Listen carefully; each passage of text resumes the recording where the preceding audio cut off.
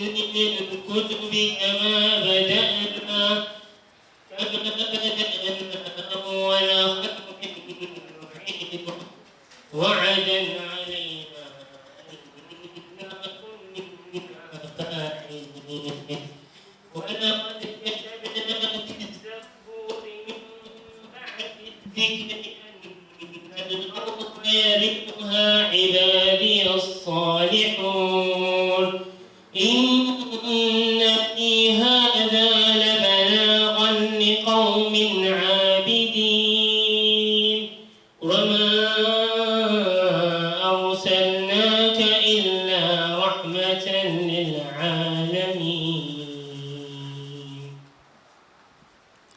Shukran, Jazakallah khair. It is therefore my pleasure to invite the chairman of Msaun, Brother Muhammad Ahmad, to officially welcome us and deliver the opening remarks.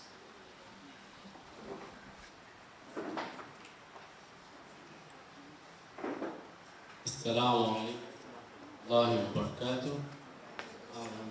Thank you all for attending the event, to the panelists, my vice chair, and fellow teachers, students, and my members from Msaun. My name is Muhammad Ahmed Jaffa. I'm a currently second-year law student at this university. And I'm currently being mentored by my lecturer. His name is Dr. Nelson Sitoni. And I will all welcome you to be part of this and hopefully join us in the future. This university has many courses. We have different courses, and I'm very sorry we couldn't bring the various professions. We are strictly limited to the advocate, finance, and engineer. We failed to bring you a doctor and others, but hopefully you can stick to what you want and you'll get it.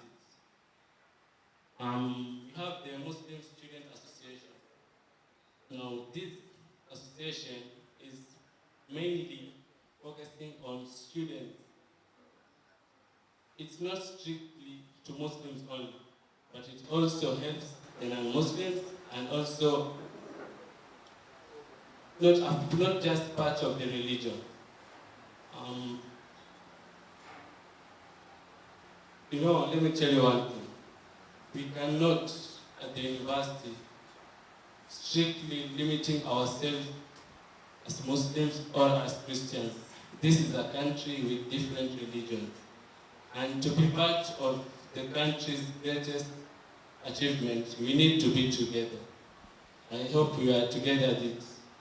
Si lazima ati kuwa wewe ni Muislamu basi ukae hivyo utaki kutangamana na kabila zingine, dini nyingine. Haiwezi. Unapata even at the judiciary, they cannot sit at a bench only Christians or just a certain religion, or a certain tribe. And I understand most of you are from the government school. That doesn't mean you don't have a future. At this university, we pick grades, not from this certain school. If you have the requirements, you have been able to fulfill it, then you will be joining us. So I think that actually and I thank the school for allowing us to have this event, and hopefully and we shall be with you. And in case you have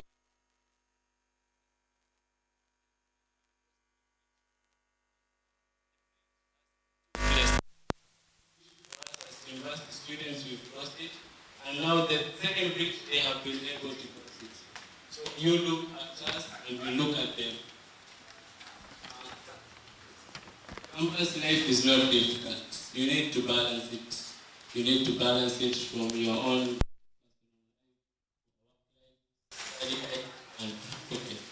For me, I'll tell you, mine is currently work life. I work from 8 to 5. And I exercise from 7, and I sleep at 11 after studying. So it's not easy, but you need to sacrifice for a greater future. Yesterday we had a program to ensure the chairs are here, ensure the stage was here. But then I also had submissions to prepare. Now, my boss was at me, alikuwa na mimi kwa shingo, aniachi. So I had to finish my submissions to Jeff. Submissions is not easy. So it's not easy, but then I was able to finish it and join. So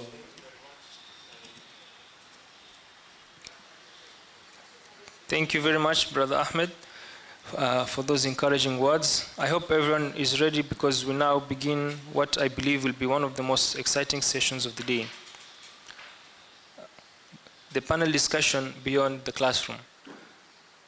Success isn't only about passing exams, it's about the choices we make and the values we uphold. Today we are privileged to hear from professionals who have walked that journey. They will briefly introduce themselves. We'll begin with Mr. Abdul Bonadi and then continue to Mr. Swabri and Engineer Hafsa Ramadan.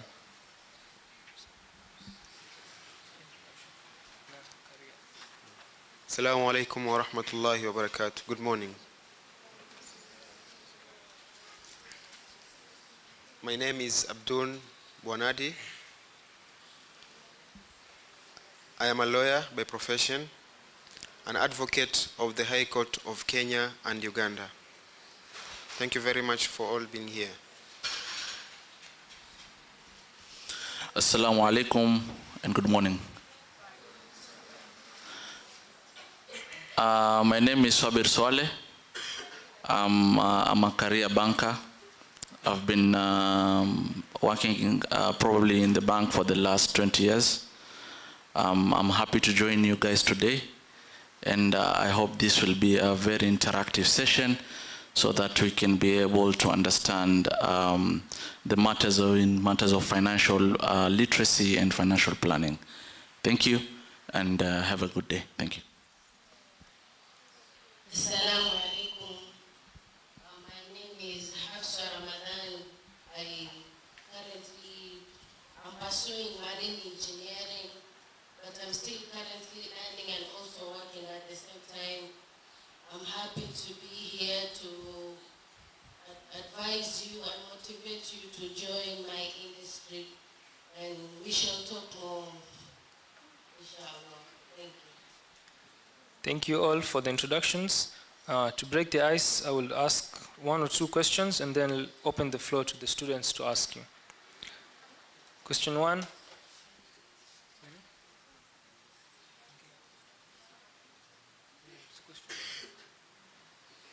Okay.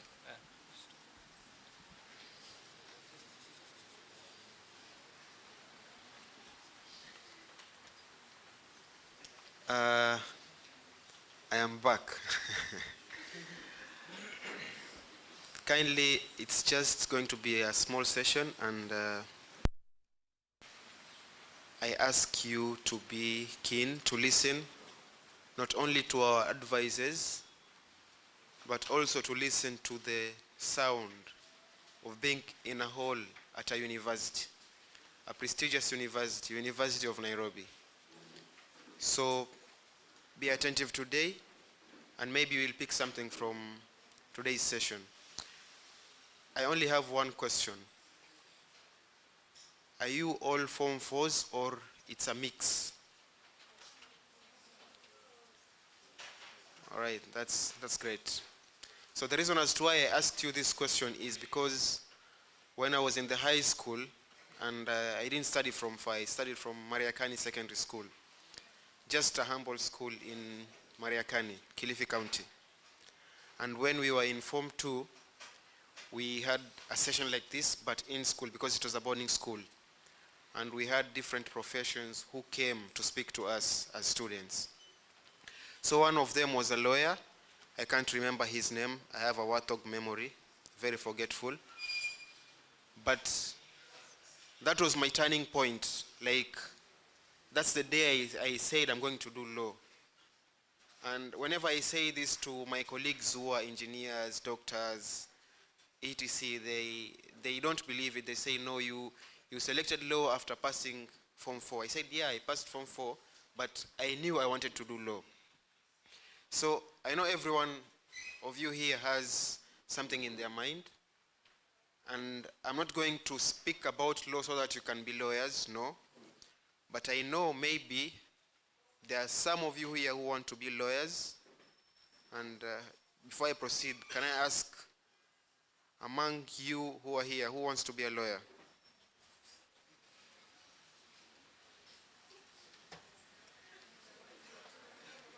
I think I got one lady. What's your name? What's your name? All right. You have big dreams. All of you have big dreams. But you know they say in a room of lawyers. Shall I say it, my brother Muhammad? You know, we have lawyers and others. So we have the lawyers and others. Anyway, I'm not saying that to demoralize you, no. So basically, when I was in Form 2, I knew I wanted to do law. And I reached Form 4. I can't say I worked so hard, no. I did my part. Alhamdulillah, I passed. I joined law school. So what does it take for you to be successful? To pass in Form 4, then to pass the university, then to be a lawyer. You don't have to be extraordinary, honestly speaking. You know, when we were young, we are always told to emulate the extraordinary people. You have to be like so-and-so who is very extraordinary. But that's not the point.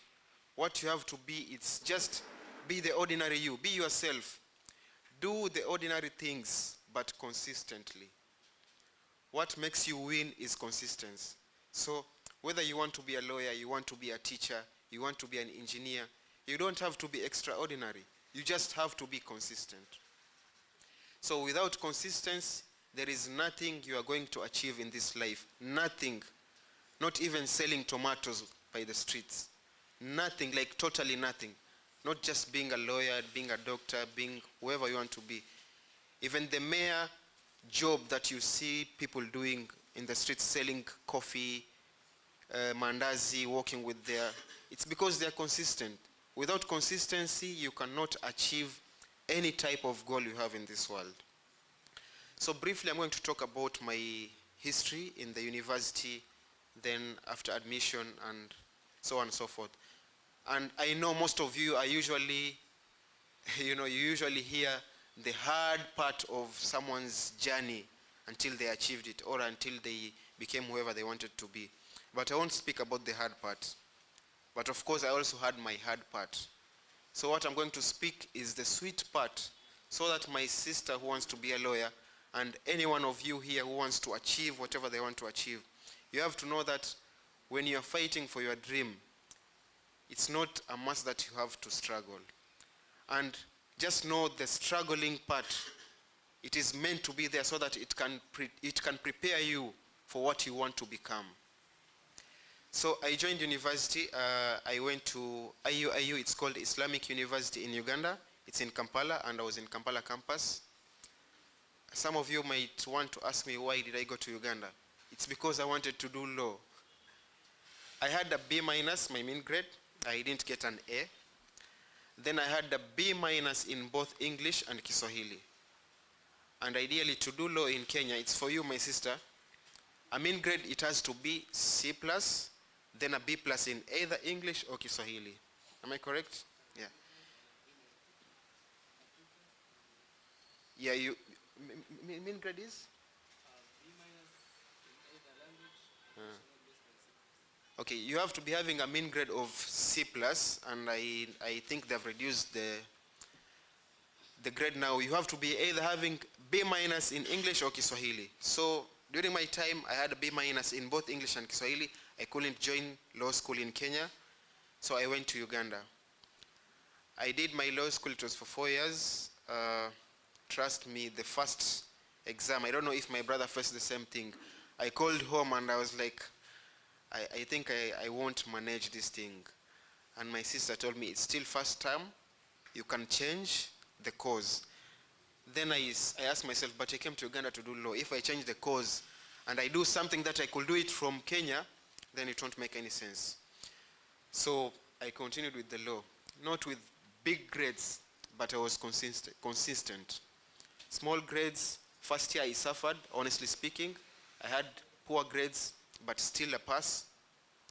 Then because, I knew I am a forgetful person, I knew I am not the extraordinary student, but I also knew that the small input I put every day will take me somewhere. So it's about the ordinary things, ordinary simple things. You do 1 page today, that's enough. Another page tomorrow, that's enough. You finish a month and you will see yourself automatically doing 3-4 pages without feeling anything. So I finished my university, I passed, came back to Kenya, I went to Kenya School of Law. I did my pre-bar because I was supposed to do a pre-bar since I didn't study in Kenya. I passed the pre-bar, but then they declined my admission because of my Form 4 results. So you see, after the decline, I felt so bad, and it was during COVID time. I was so hurt, but you know what? Everything happens for a reason. I went back to Uganda. I did the law school in Uganda. It's called Law Development Center. I passed on my first trial, and my brother understands what that means. Then I was admitted as a lawyer in Uganda. So as we speak, I can ably represent any person in Uganda in any court. So that's, you see, I was declined admission in Kenya. I went back to Uganda. You see how that good is? I felt bad, but God had bigger plans for me. So after admission in Uganda, I came back to Kenya. I was also admitted in Kenya. Now I can practice law in both Kenya and Uganda. So why did I have to bring that background? And it's not that, like, it's not a beautiful story, like I was through good things throughout. No, I had challenges. Even during my law school, like if I say law school, I'm confusing you. Even during my bar course, doing the postgraduate diploma, I also suffered. But the thing is, I also enjoyed my life. When you are in high school, and I'm sure your teachers also tell you that in university you will enjoy. That is true, you will enjoy, but you will also suffer. But trust me, it's good to suffer at the university than suffering at home, doing something that won't sustain you financially and also psychologically. So I can now practice both in Kenya and Uganda. And as we speak, now I'm saying the good thing. I'm not saying it to brag, but I'm saying it to show you that you can achieve it if you have set your eyes on something. As you speak, I'm currently running my own law firm. It's called Abdun and Associates Advocate. It's in Mtwapa, and it's not old. I am 5 months old now with my law firm. But again, as you speak, if you have smartphones, you can Google Greenwatch Uganda. It's an environmental organization in Uganda, and I'm also the lawyer of that organization. So, you see, it's just beauty when you work hard. And it's not when you work so much hard. No, it's just beauty when you do the ordinary things consistently.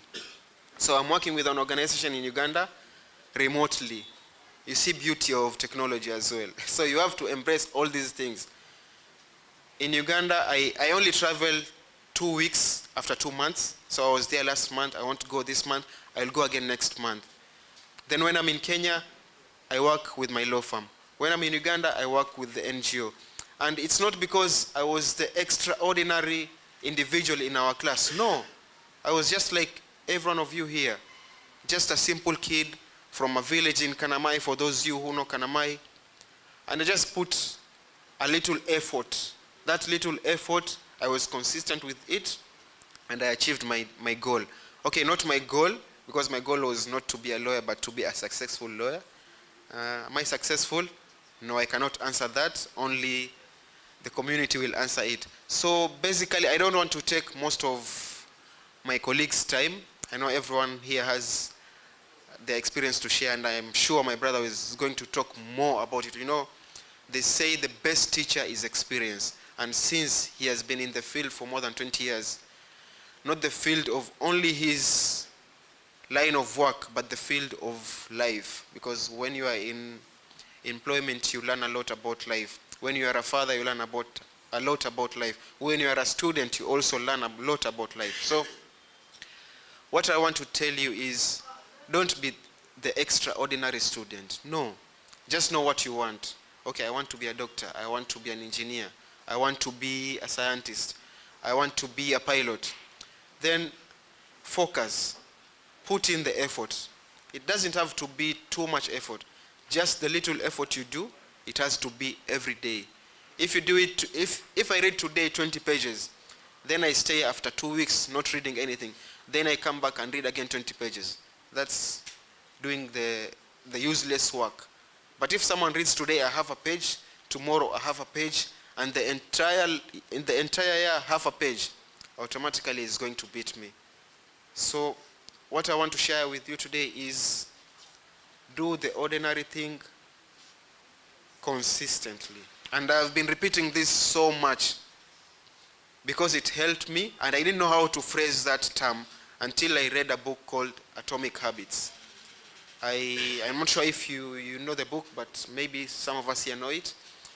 The book is called Atomic Habits. You're going to do your papers in November, yeah? I know you have a lot to read, but you can get the book.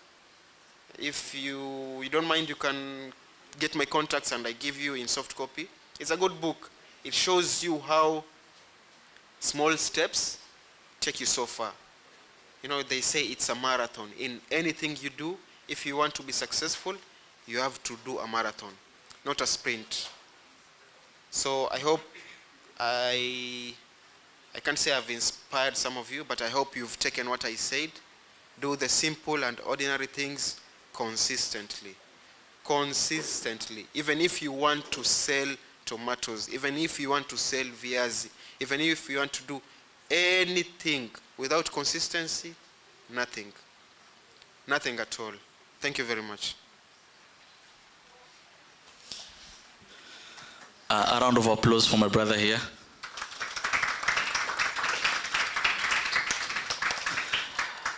Thank you so much. Assalamu alaikum again.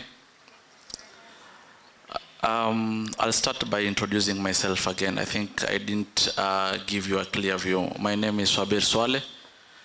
I am currently the cluster manager of from KCB Bank, whereby I oversee the Islamic window over the coast region. I'm a mentor, I'm a Sharia expert, I'm a financial consultant, and I'm also a brother, a father to each and every one of you. I was to do a presentation, but I think since I'm engaging the youth and especially the students, I want it to be very personal and try and help you understand the aspects of life. Life started when you were in the womb of your mothers. No one knew about your journey. You don't know how you've reached here. But all I can say is that it has never been a smooth journey. True or false? Sindio? Ulipozaliwa, you started now, growing up. You started crawling, started walking, going to school, mulenda nursery, mukaingia, high school right now. And now you are transitioning to now another life for university. It has never been an easy journey for you. There are a lot of distractions, there are a lot of stress out there that might have hindered you from continuing with your studies. But alhamdulillah, you really need to thank your parents. First of all, you need to thank Allah. Or you need to thank the Almighty for blessing your parents or your guardians to enable them to feed you, to dress you, to educate you, to look after you until where you've reached right now. There's a gap between high school and now going out there and seeing life. Because right now, after high school, probably you'll go to universities. You must have some principles in life. One, you must put God first. You will not go anywhere if you don't pray, if you don't believe in God. Lazima uwe wa muomba Mungu kila saa. You must talk to your Lord. Pray that akupe wisdom. Pray that akupe afya. Pray that akupe nguvu and ability to be able to move to another level. So one, you need to pray. Two, you need to have discipline. Discipline is key in everything that you do. If you don't have discipline, you will not prosper in life. If you don't have discipline, you will not be able to do things that will be meaningful in life. So you must have discipline. Three, you must have some inspiration. You must have someone who you look up to. It could be your brother, it could be your neighbor, it could be your uncle. Just look at someone who is above you. And when I say who is above you, it means like someone who has character, someone who has principles, someone who has prospered in a way that he can be a role model to you. So putting God first, there's discipline, and there's what we call inspiration. For me, those were the three major principles that I applied in my life. I was once like you. I was a student. Actually, just to give you a small background, I'm coming from a very humble background. Raised by, both parents. I lost my mother when I was just from, class 8 going to Form 1. I did actually my KCPE when I had lost my mom in June. So it was very tough.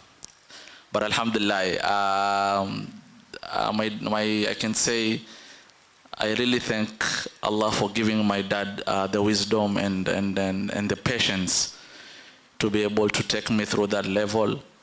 I went to Aga Khan High School. Then, like I said, we are coming from a very humble background. So we are the three of us.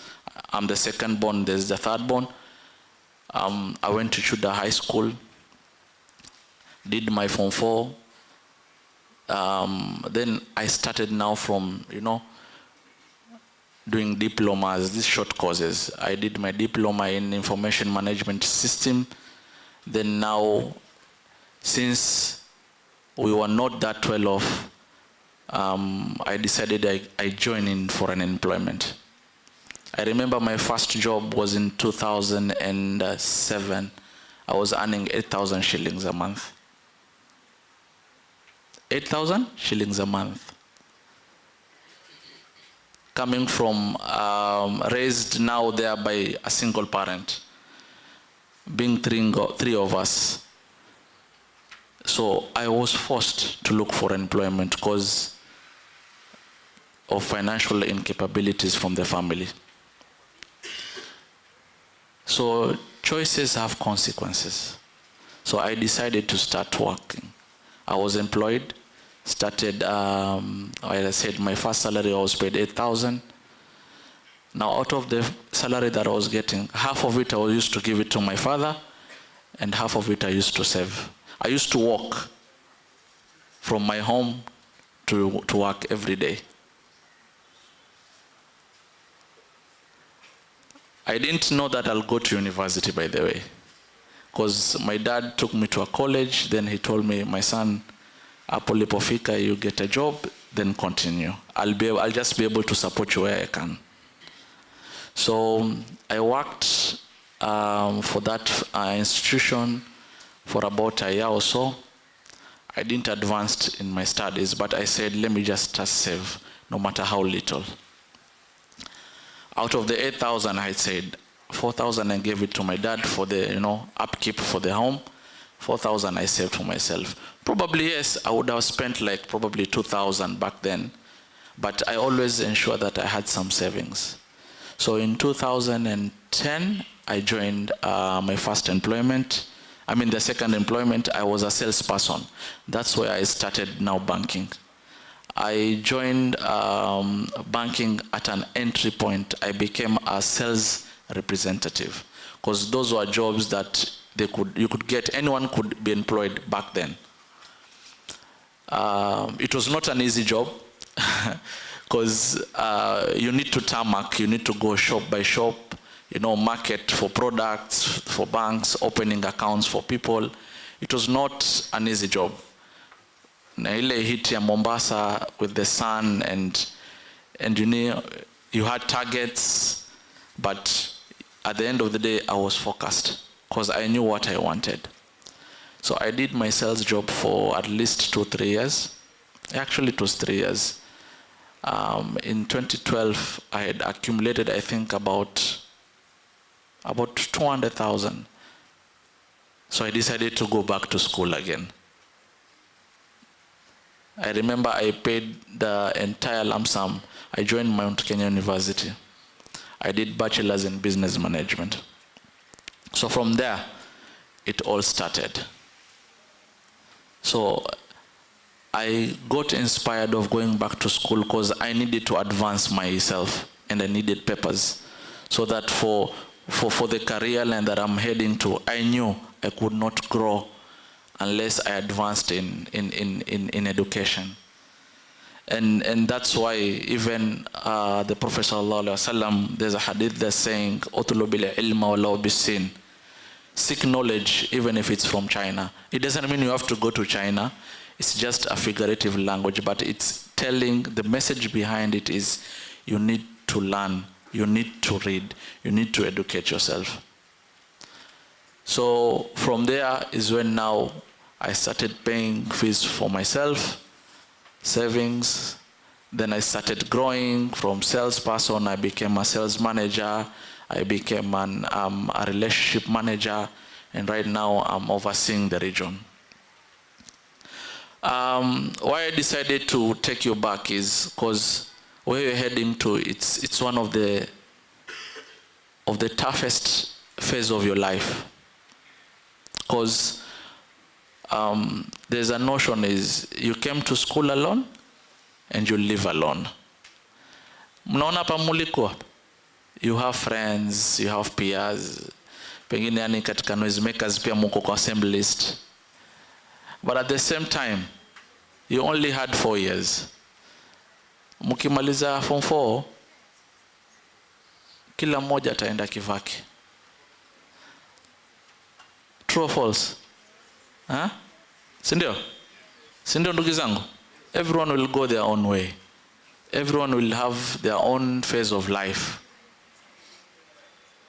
So you came alone to school, and the main purpose is to read, to excel, so that you go to universities. Now, joining university is not easy. There's a lot of peer pressure. There's a lot of distractions. Now, it's the principles that you are supposed to have that they're going to help you at the university level. If you put God first, if you have discipline, and if you have inspiration, those 3 things will be able to help you survive, because at this level that you're going, it's all about survival, because you'll no longer be at home. You will not have your mom and dad supervising you. You'll be matured enough to make your own decisions. And at this level is whereby you'll be influenced by friends, you'll be influenced by what others are doing, you'll be influenced by the environment. So if hautokuwa mcha Mungu, definitely you'll go astray. If you will not be disciplined, hutokuwa na ile kitu tunaita katika dini haya, hutokuwa na ile heshima, kujiheshimu, you will struggle at this level of university of which you're heading to. And if you will not be inspired, I know here there are people who want to be engineers, who want to be doctors, who want to be, name it, whatever career line you want to become.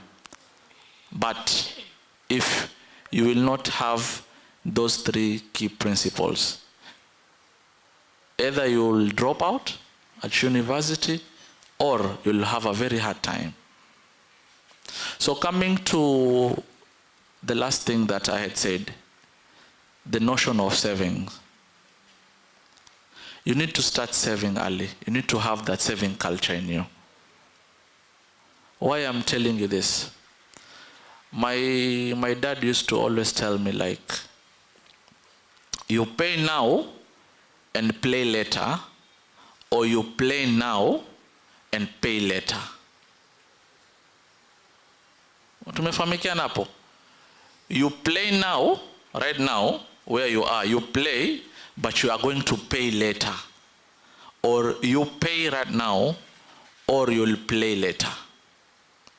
Meaning is that if you joke around with your life right now, then basically what they're saying is that in the future, you will have a very difficult time to enjoy life. But if you work hard now, then you can be able to, and you are sure enough that you'll have ample time to prosper, ample time to enjoy, ample time to have a good time uko mbeleni. So coming back to my notion, start saving now. I know if not all of you, some of you are coming from a very humble family. True or false? Huh? Nani kwa matajiri hapa? You see? So you need to have the saving culture. Ile pesa ambayo kwamba wapewa na mzee wako, ama the money that you're getting, have that saving culture to start saving, no matter how little. Have you ever wondered that hapa nikipiga average age, muna range from what age right now? Yeah? 17. Mojafika 17, around 15, 16. True or false? Ilikuwa nataka more attentive, yeah. So by Kenyan law, if you are all to be employed, assuming, let me put an average of 20 years, you only have around 45, is it 65 retirement? 55 to 60, yeah? So you have around 40 years. Do a simple maths. How much do you get per week? Yeah? Yeah? 500 per week. So,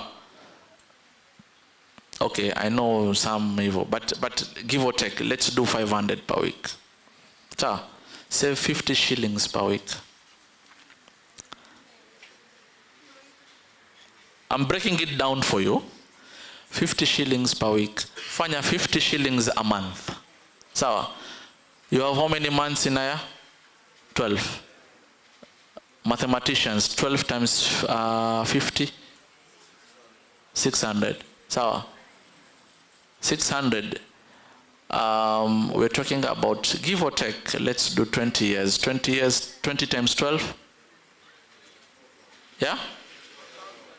20 times 12? Ngapi? 240. Sindio? Fanya 240 times 600.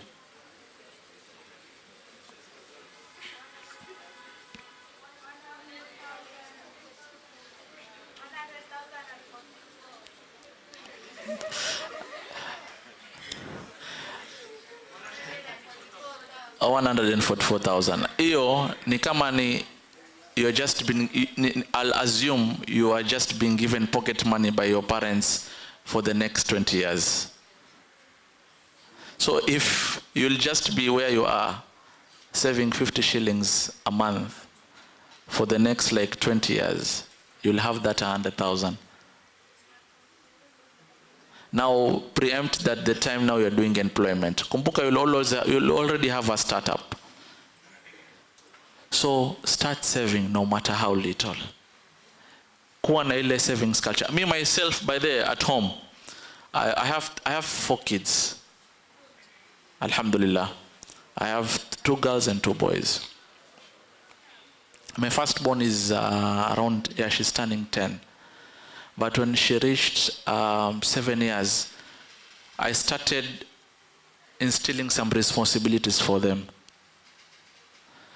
I always ensured each one of them had 3 small cups. So, and I believe you can also do it the same. So out of the 3 small cups, 1, we agreed that every day they wake up in the morning, they need to, greet us, ile aja on amsalimie mzazi wake. If it's clothes wamezitupa chini, I give them chores, house chores. Why I'm giving them house chores is to create that sense of responsibility. Si ile ati unaamka ushavaa watoka, "Amma nitandike kitanda." Kweli urongo? Wangapi akitoka hata kitanda atandiki? So why I kept those 2 jars out of them is that, 1, I told them I'll be paying them every week if they'll be responsible. And we had an agreement with them. Nikwa, they need to act responsibly. 1, they need to help their mother, they need to pray, they ensure wanaswali, and they also need to help in the house chores. Simple house chores like, collecting things from your bed, ensuring your desk is clean and everything. And I told them I'll be paying them 300 shillings per week.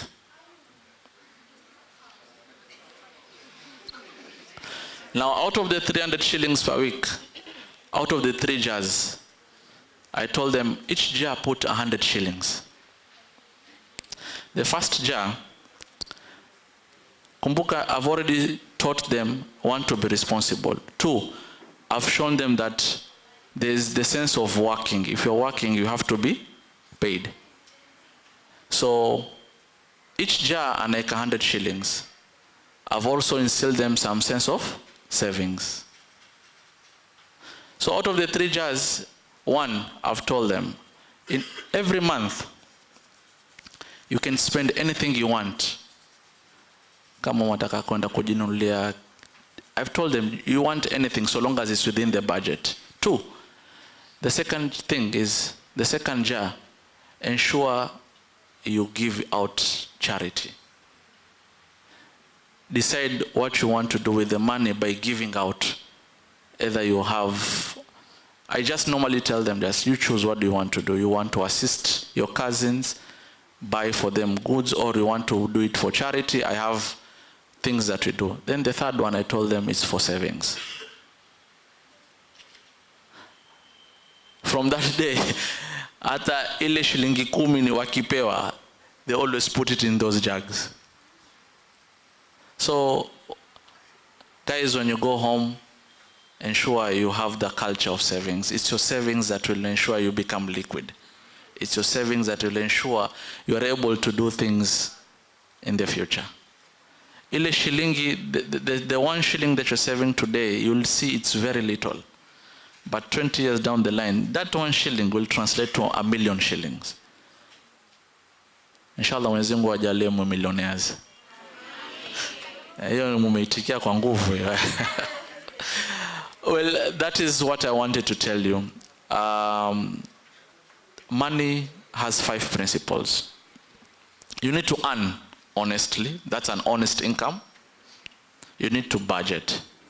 Lazima ujue every month what is your spending. And you need to save. So you need to earn an honest income. You need to budget that money. You need to save. And you also need to give as charity. Kwa sababu kila ukitoa Mungu yakuregeshea mara 2 yake. Tuelewane.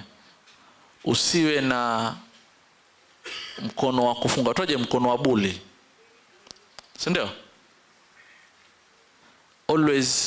Always help others. The same good that you do to others, it's the same good that Allah or the Almighty will reward you, even double. Because hata Mwenyezi Mungu asema, man la yashkurul qalil la yashkurul kathir.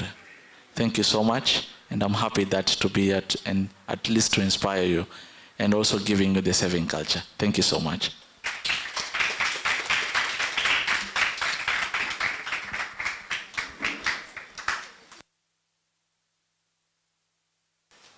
Assalamu alaikum.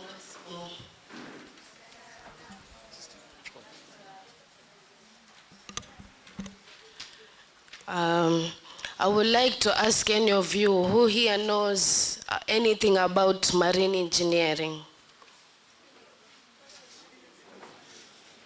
Nobody, okay. Mtu yote akisikia the term engineering mnashtuka. I don't know why, but it's not anything to be afraid of. Especially for us ladies, this is something like we need to always be motivated to go into careers where mostly it's male-dominated areas. But ningependa kuwapatia a little history of how I ended up doing this career. When I finished my Form 4, I had no idea of the course I wanted to pursue. And my parents were always pushing me, like, Hafsa, you have to decide, you have to decide. I didn't know. And all the careers they were telling me to do, like, they were not in me. My father wanted me to pursue law. My mom wanted me to do anything to do with medicine. And I didn't want any of those. So I just went back and did my research and remembered one time when we had this career day, somebody talked to us about marine engineering. So I was curious and said, oh, let me go do research about all of this. I went and did my research and I was like, wow, it's a nice career because you get to travel, you get to do so many things in life. So I went on and told my father, I want to do marine engineering. And he was like, no, you can't do that course because it's for men. Like, most people who go in those careers, like, you have to do hard work, because mostly we deal with machines, we deal with noise, and everybody in the ship are mostly men. I told my father, but this is what I want to do. He told me, okay, if you want to do this career, then go do your research properly and come present to me. And that way I'll know you're serious. So I went to my dad. I did my research first and went to my dad, presented all of the research. It took me like a whole day.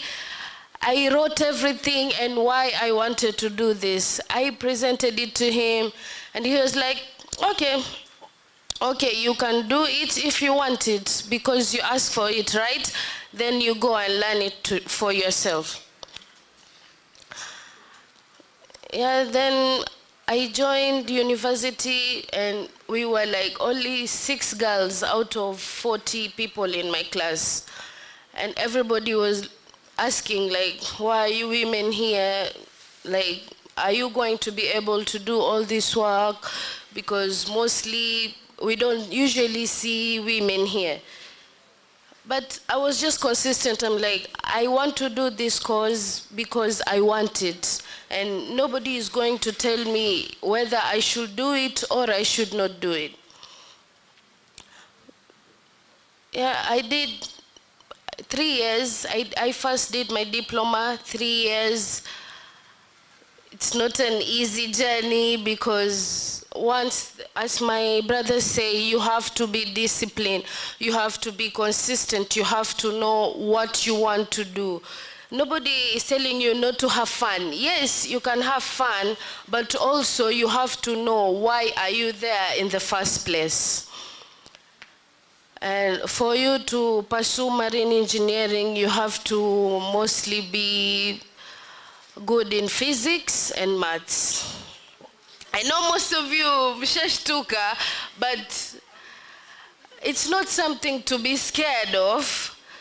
And you can just be not, you don't need to be perfect in mathematics or physics.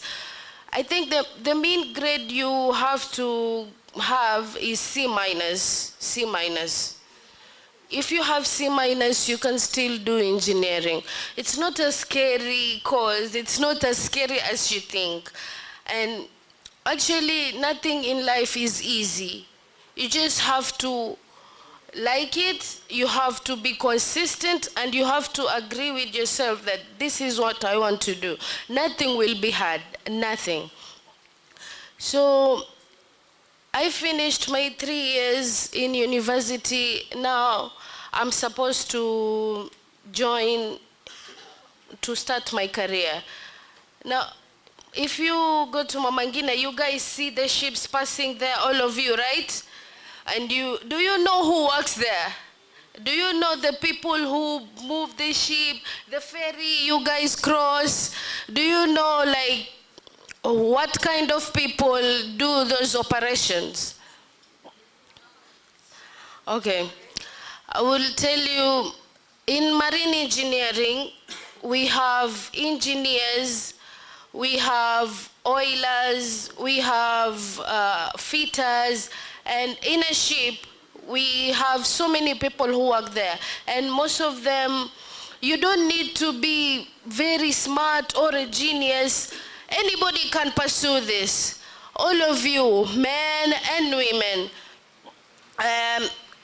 The people who in the ship, they have no idea of education or anything, but they just had a consistency. I want to pursue this career. You can just go to KMA. Everybody knows Kenya Maritime Authority?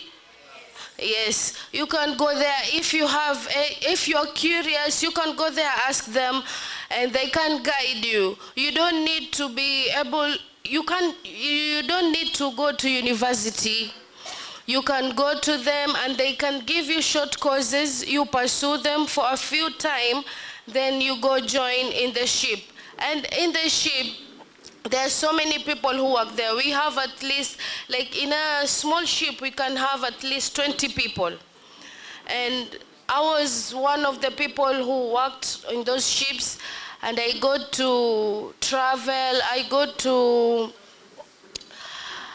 to experience life in the sea.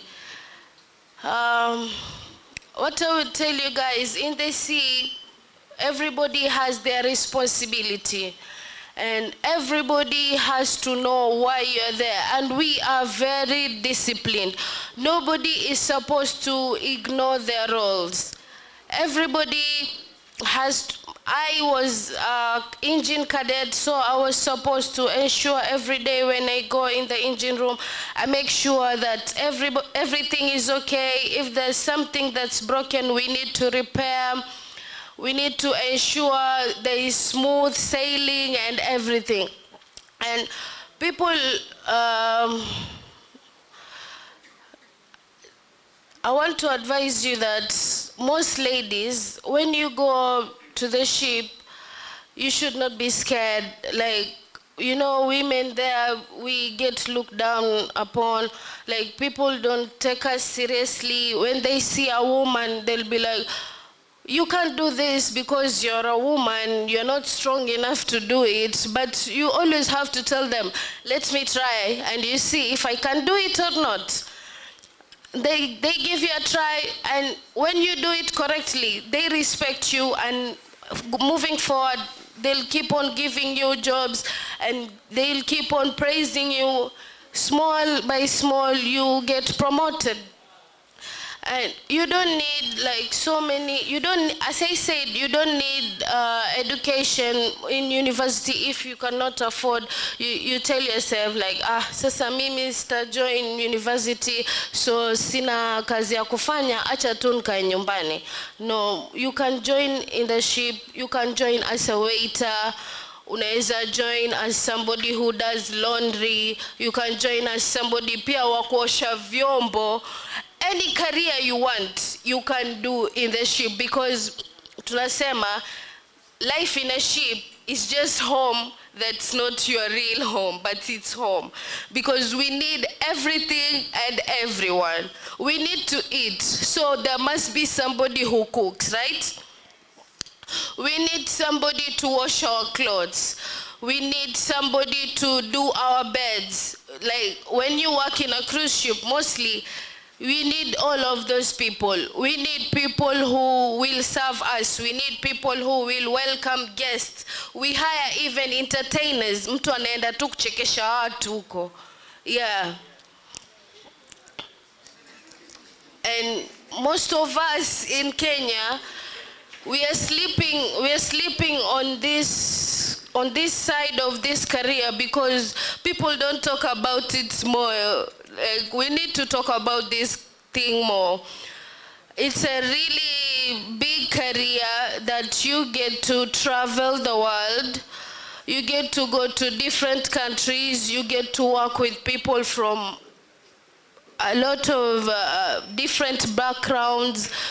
You get to experience life. You get to experience different cultures. And you also earn good money. Nobody should tell you about that. You'll always get paid and no taxes because you're not earning in Kenya. So more money for you. And okay. And in this career, I will say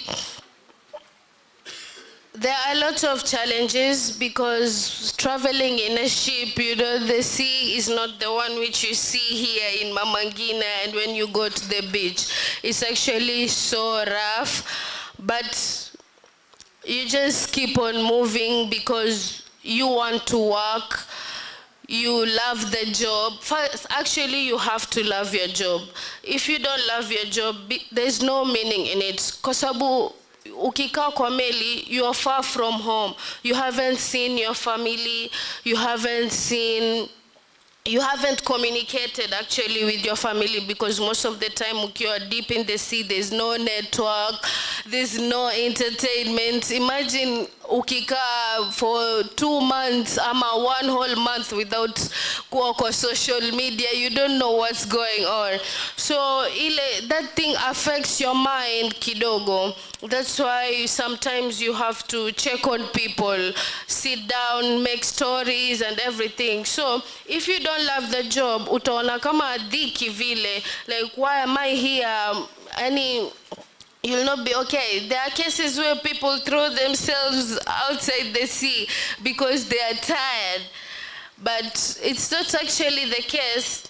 If you like be open, when you're not okay, you go talk to someone and there are also doctors in the ship. There is everything. Actually, my career is one of the most careers that is so open. We have everything because if you're an electrical engineer, if you're a mechanical engineer, if you're a doctor, if you're somebody in finance, we need all of these careers inside a ship. So I would like to advise you, all of you, like msikuwe discouraged just because mnasema mimi nimetoka kwa public high school so I don't have a future. No, everybody has a future. As I will quote this saying in Sema, what you're destined to be is who you chose to become. If you have goals, your discipline and consistency. Say, umesema, my parents can't afford for me to go to university. There are short courses every day people offer. You can say, I'll do hospitality and train yourself to be a waiter. Every day, you are consistent to wake up and go to the school, learn the waitress job or waiter job. And every day, everybody is just looking at you like you're crazy. Everybody doesn't understand why you are doing it, but the only thing that matters is you know what you're doing, and that's the most important thing.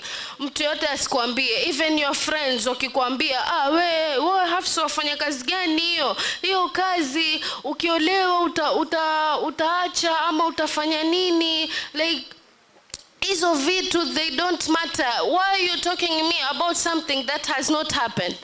You have to wait until it happens. So every day you're consistent applying to jobs, and it's not easy applying to jobs in this industry. You have to apply to jobs outside Kenya, on those cruise ships, on those ships. Every day you apply until finally you get that one job.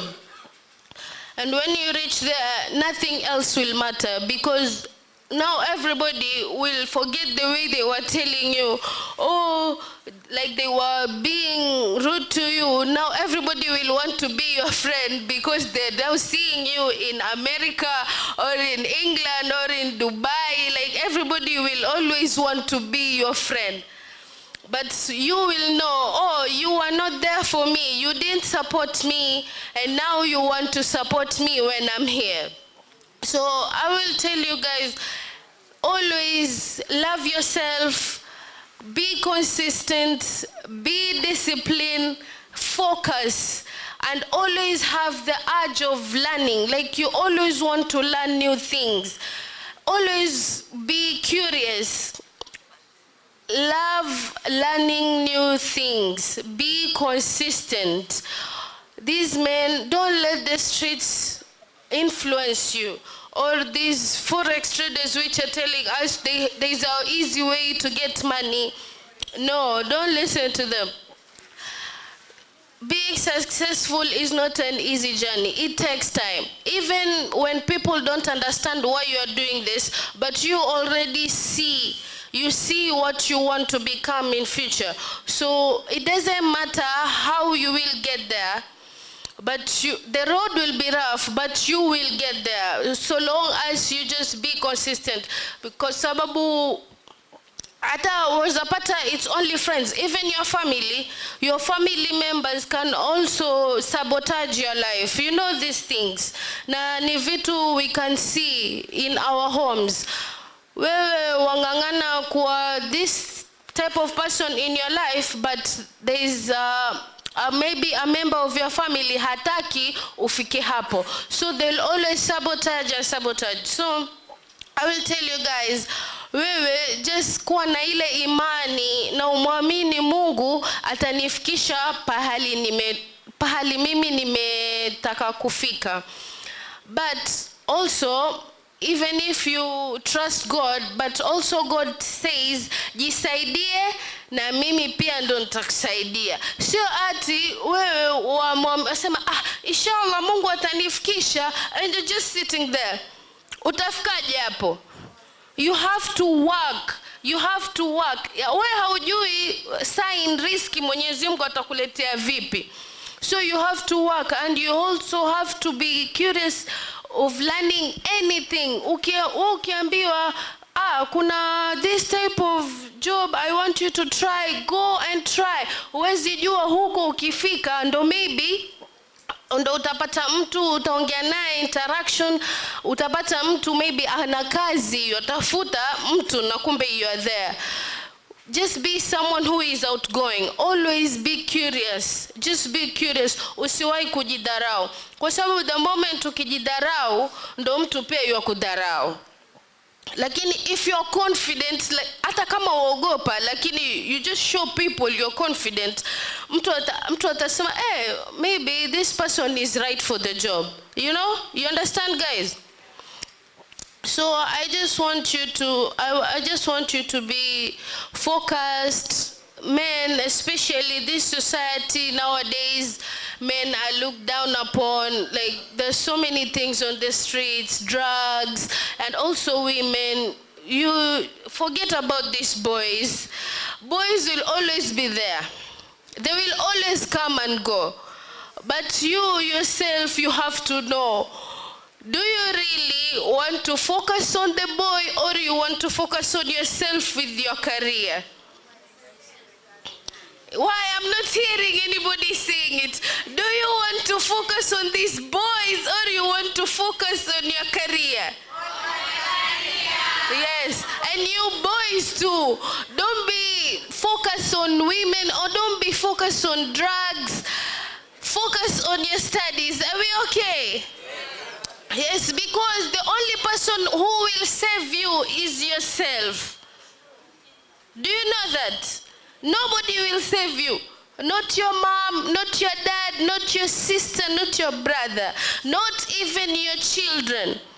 The only person who will save you is you. Just let that stick in your brain.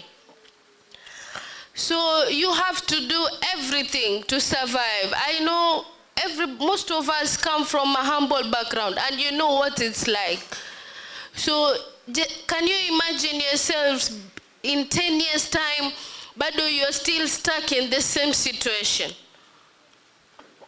It's not nice. We always have to do better, okay? Everybody has to always want to achieve more than what you have. You have to always be motivated and curious, okay? Okay, thank you.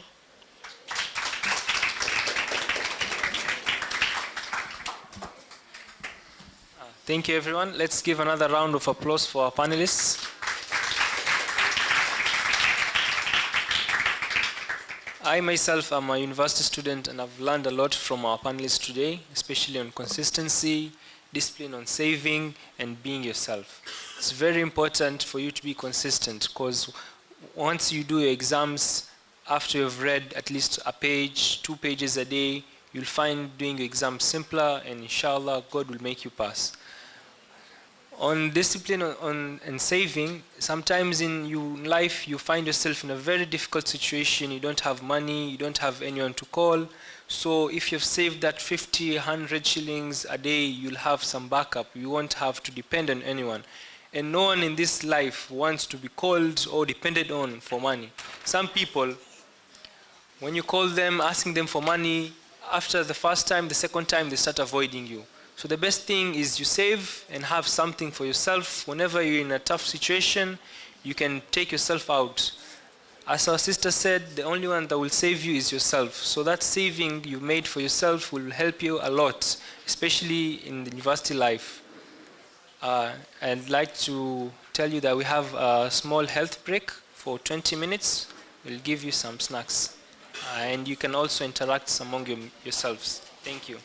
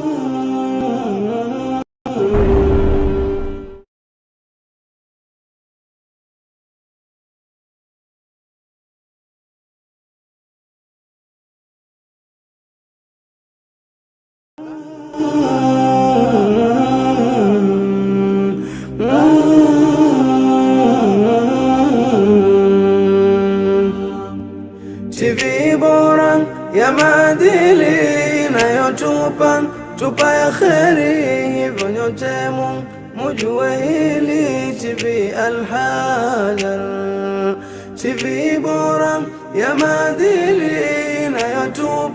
tupa ya kheri, hivyo nyote mujue hili. TV Al-Hajar, twatangazia dunia leo, twawapa habari, twamshukuru Jalia kutuletea ya kheri.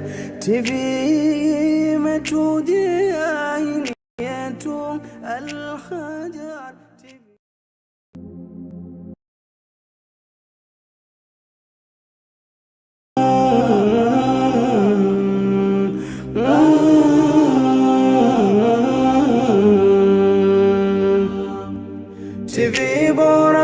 ya maadili inayotupa ya kheri, hivyo nyote mujue hili. TV Al-Hajar, TV bora ya maadili inayotupa ya kheri, hivyo nyote mujue hili.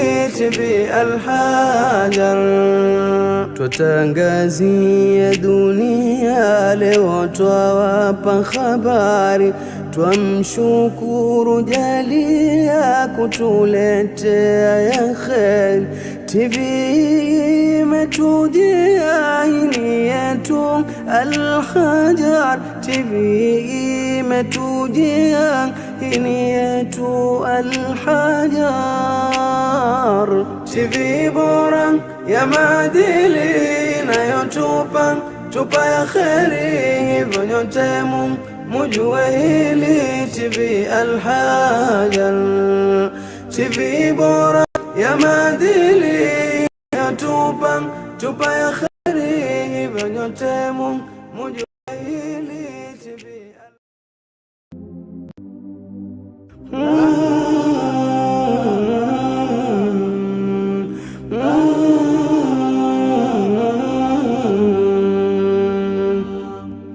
TV bora ya maadili inayotupa ya kheri, hivyo nyote mujue hili. TV Al-Hajar, TV bora ya maadili inayotupa ya kheri, hivyo nyote mujue hili. TV Al-Hajar, twatangazia dunia leo, twawapa habari, twamshukuru Jalia kutuletea ya kheri.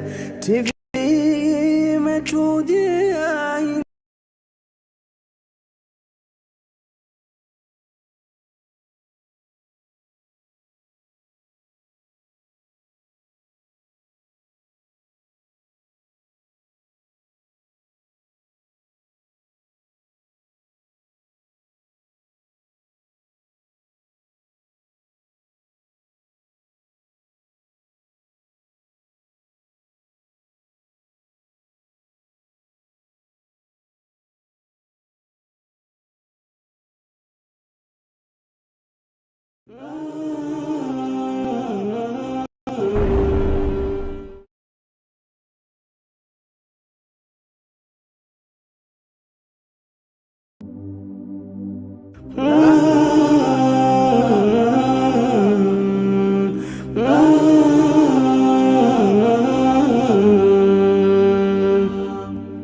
TV bora ya maadili inayotupa ya kheri, hivyo nyote mujue hili. TV Al-Hajar, TV bora ya maadili inayotupa ya kheri, hivyo nyote mujue hili. TV Al-Hajar, twatangazia dunia leo, twawapa habari, twamshukuru Jalia kutuletea ya kheri.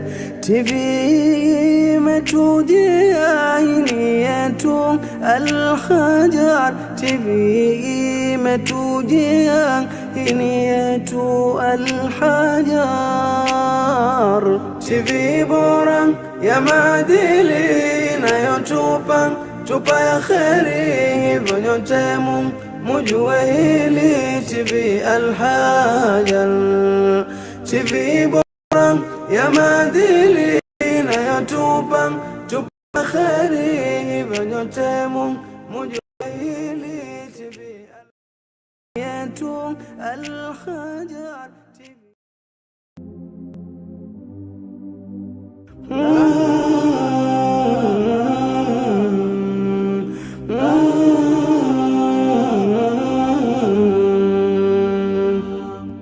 TV bora ya maadili inayotupa ya kheri, hivyo nyote mujue hili. TV Al-Hajar, TV bora ya maadili tupa ya kheri, hivyo nyote mujue hili. TV Al-Hajar twatangazia dunia, leo twawapa habari, twamshukuru Jalia kutuletea ya kheri. TV imetujia hili yetu Al-Hajar.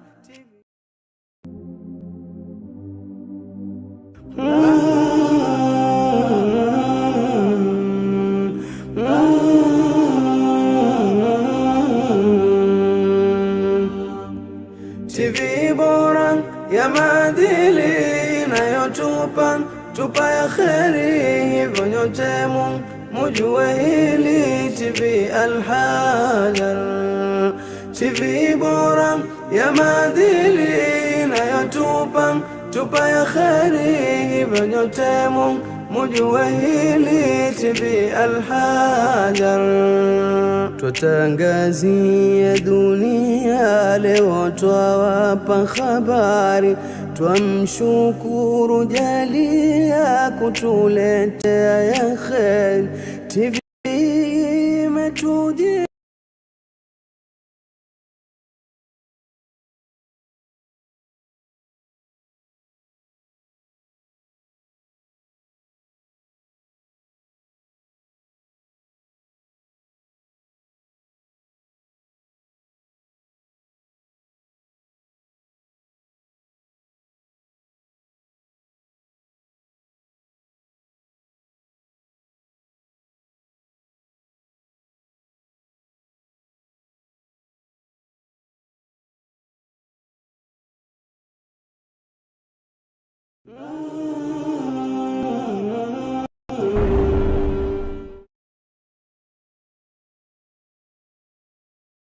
Al-Hajar, Al-Hajar, Al-Hajar, mengi yaliyo ya dini.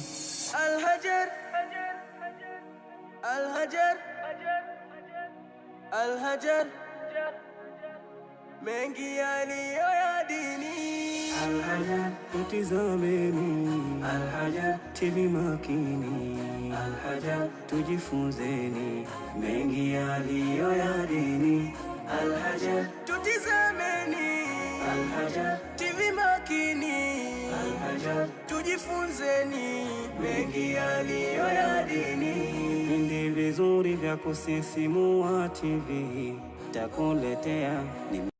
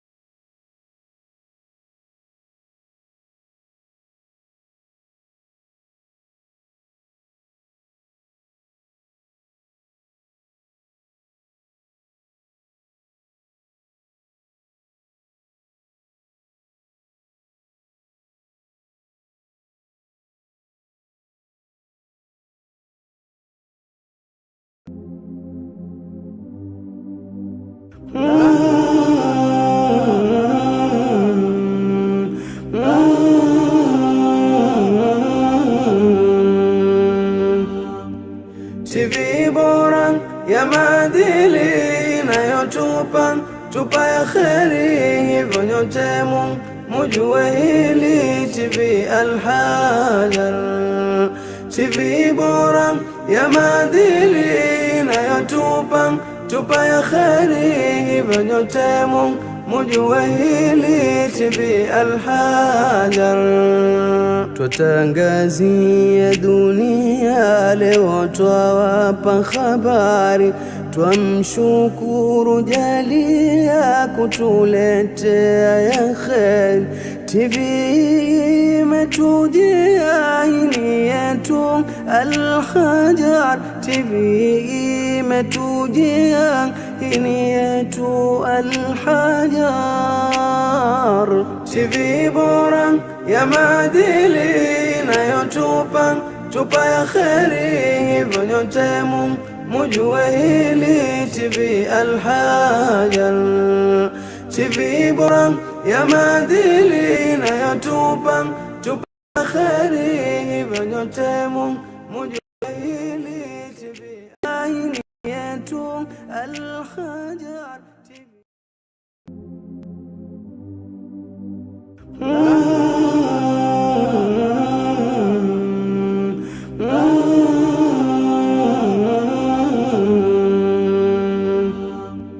TV bora ya maadili inayotupa ya kheri, hivyo nyote mujue hili. TV Al-Hajar, TV bora ya maadili inayotupa ya kheri, hivyo nyote mujue hili. TV Al-Hajar. Twatangazia dunia leo, twawapa habari, twamshukuru Jalia kutuletea ya kheri. TV imetujia hii yetu Al-Hajar.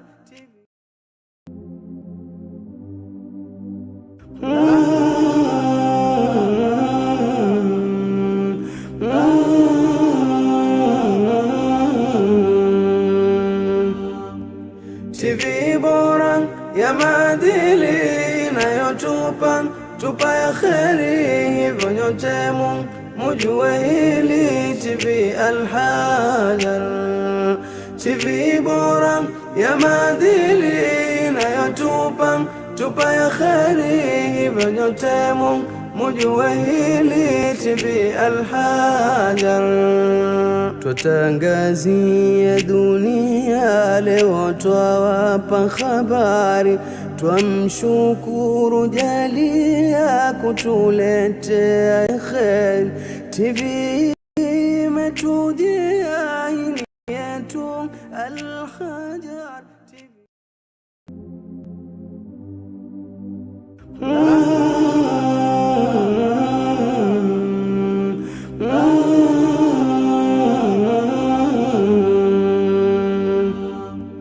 TV bora ya maadili inayotupa ya kheri, hivyo nyote mujue hili. TV Al-Hajar, TV bora ya maadili inayotupa ya kheri, hivyo nyote mujue hili. TV Al-Hajar. Twatangazia dunia leo, twawapa habari, twamshukuru Jalia kutuletea ya kheri. TV imetujia hii yetu Al-Hajar.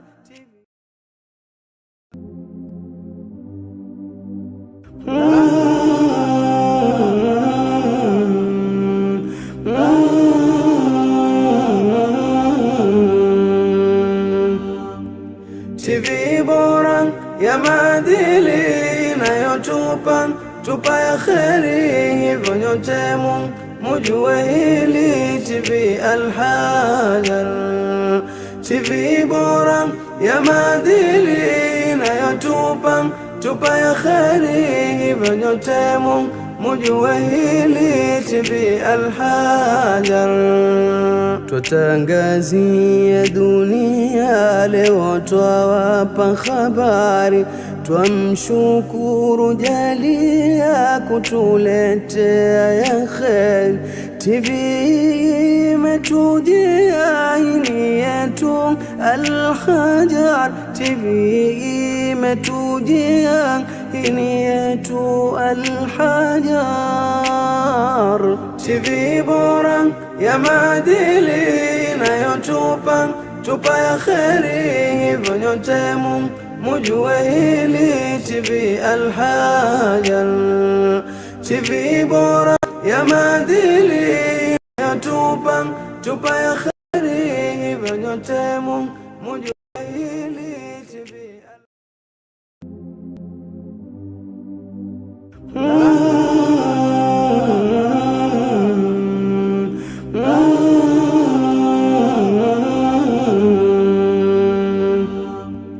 TV bora ya maadili inayotupa ya kheri, hivyo nyote mujue hili TV Al-Hajar, TV bora ya maadili inayotupa ya kheri, hivyo nyote mujue hili TV Al-Hajar. Twatangazia dunia leo, twawapa habari, twamshukuru Jalia kutuletea ya kheri. TV imetujia hini yetu Al-Hajar, TV imetujia hini yetu Al-Hajar, TV bora ya maadili inayotupa ya kheri, hivyo nyote mujue hili TV Al-Hajar, TV bora ya maadili inayotupa ya kheri, hivyo nyote mujue hili TV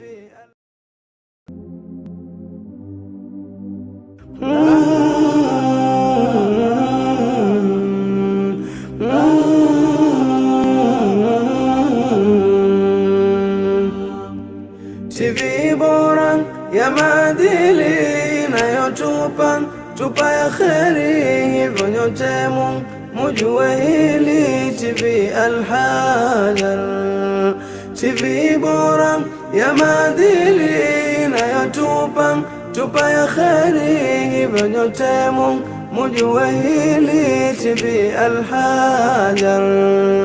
Twatangazia dunia leo, twawapa habari, twamshukuru Jalia kutuletea ya kheri.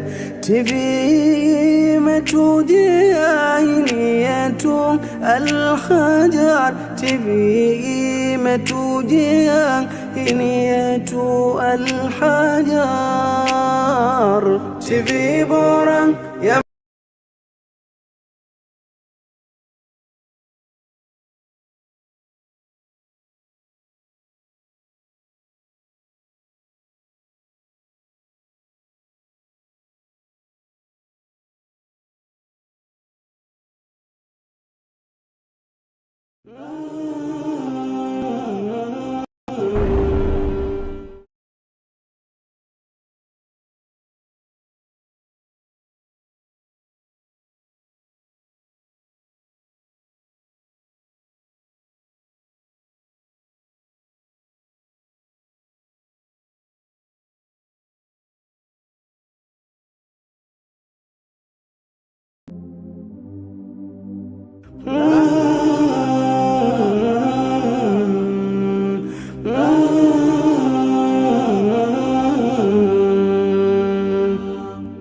TV bora ya maadili inayotupa ya kheri, hivyo nyote mujue hili TV Al-Hajar, TV bora ya maadili inayotupa ya kheri, hivyo nyote mujue hili TV Al-Hajar.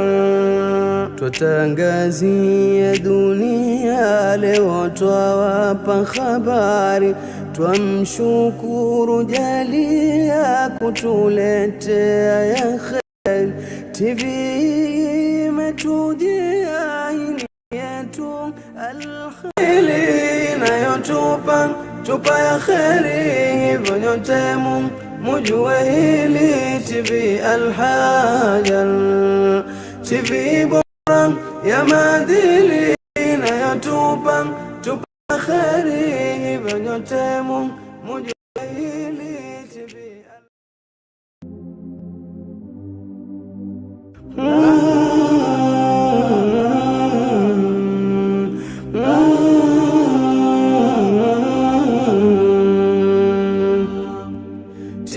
bora ya maadili tupa ya kheri, hivyo nyote mujue hili. TV Al-Hajar, TV bora ya maadili tupa ya kheri, hivyo nyote mujue hili. TV Al-Hajar, twatangazia dunia leo, twawapa habari, twamshukuru Jalia kutuletea ya kheri. TV imetujia hini yetu Al-Hajar, TV imetujia hini yetu Al-Hajar. TV bora ya maadili tupa ya kheri, hivyo nyote mujue hili. TV Al-Hajar, TV bora ya maadili tupa ya kheri, hivyo nyote mujue hili. TV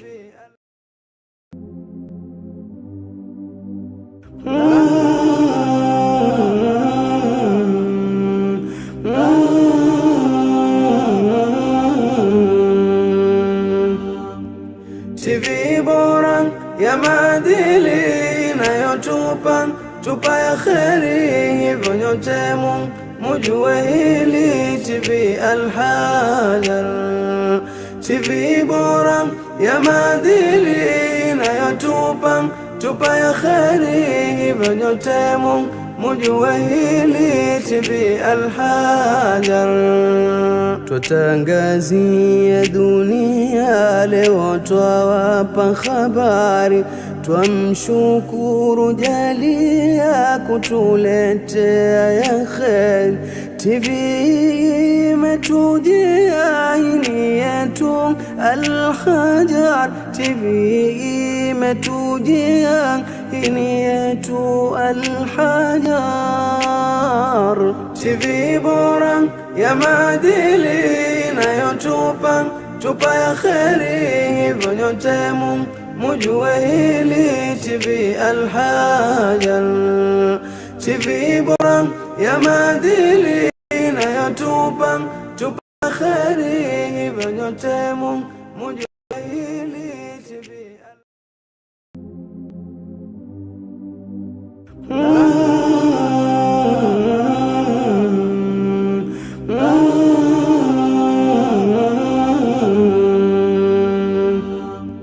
TV bora ya maadili tupa ya kheri, hivyo nyote mujue hili. TV Al-Hajar, TV bora ya maadili tupa ya kheri, hivyo nyote mujue hili. TV Al-Hajar, twatangazia dunia leo, twawapa habari, twamshukuru Jalia kutuletea ya kheri. TV imetujia hini yetu Al-Hajar, TV imetujia hini yetu Al-Hajar. TV bora ya maadili tupa ya kheri, hivyo nyote mujue hili. TV Al-Hajar, TV bora ya maadili tupa ya kheri, hivyo nyote mujue hili. TV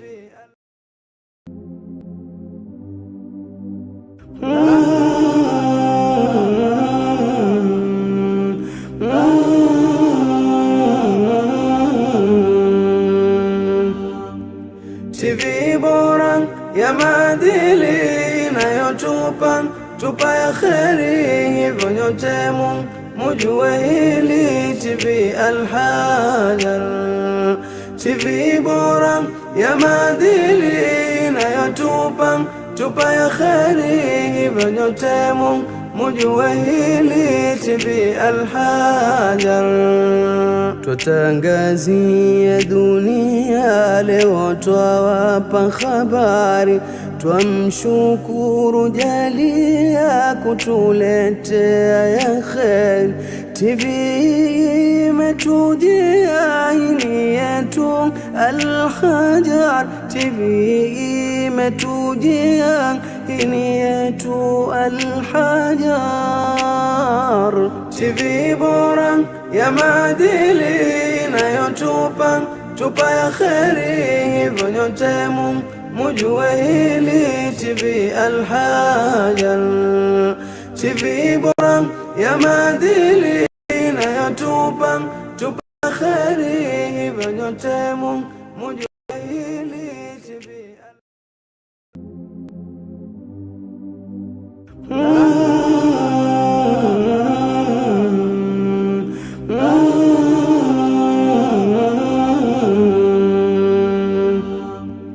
TV bora ya maadili tupa ya kheri, hivyo nyote mujue hili TV Al-Hajar.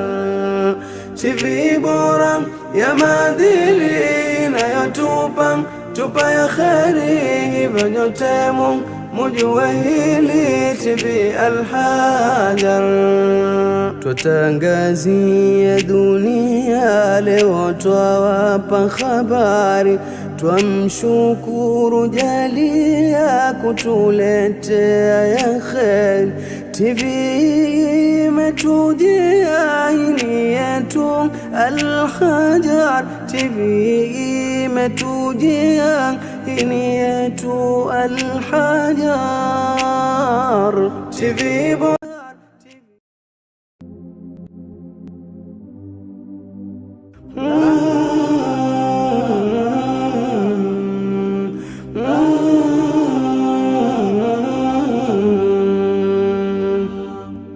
TV bora ya maadili tupa ya kheri, hivyo nyote mujue hili TV Al-Hajar. TV bora ya maadili tupa ya kheri, hivyo nyote mujue hili TV Al-Hajar. Twatangazia dunia leo, twawapa habari, twamshukuru jalia kutuletea ya kheri. TV imetujia hili yetu Al-Hajar.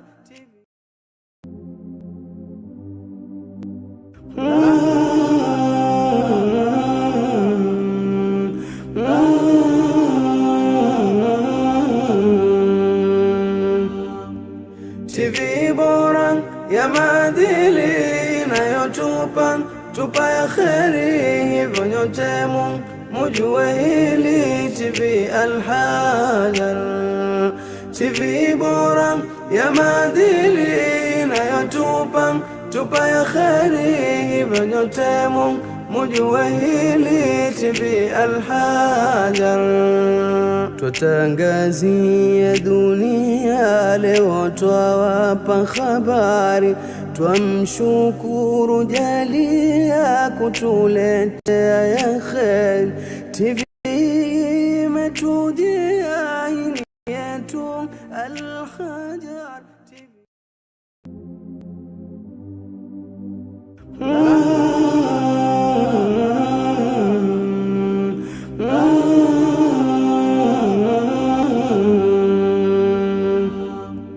TV bora ya maadili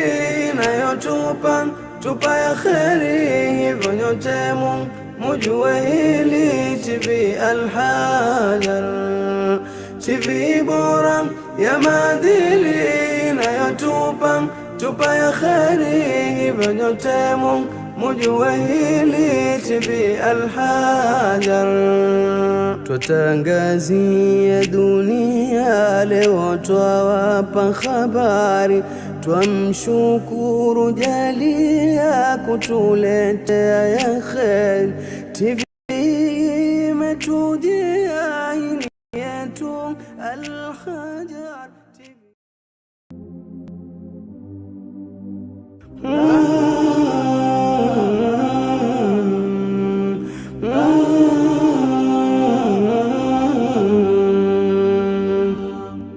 TV bora ya maadili inayotupa ya kheri, hivyo nyote mujue hili TV Al-Hajar.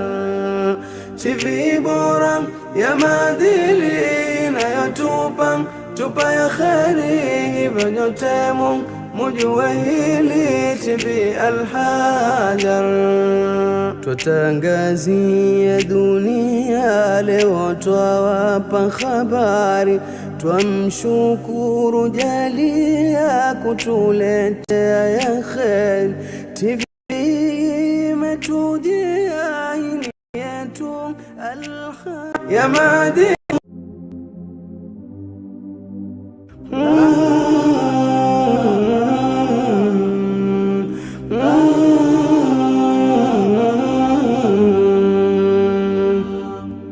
TV bora ya maadili inayotupa ya kheri, hivyo nyote mujue hili TV Al-Hajar. TV bora ya maadili inayotupa ya kheri, hivyo nyote mujue hili TV Al-Hajar. Twatangazia dunia leo, twawapa habari, twamshukuru Jalia kutuletea ya kheri. TV imetujia hii yetu Al-Hajar. TV imetujia hii yetu Al-Hajar. TV bora ya maadili inayotupa ya kheri, hivyo nyote mujue hili TV Al-Hajar. TV bora ya maadili inayotupa ya kheri, hivyo nyote mujue hili TV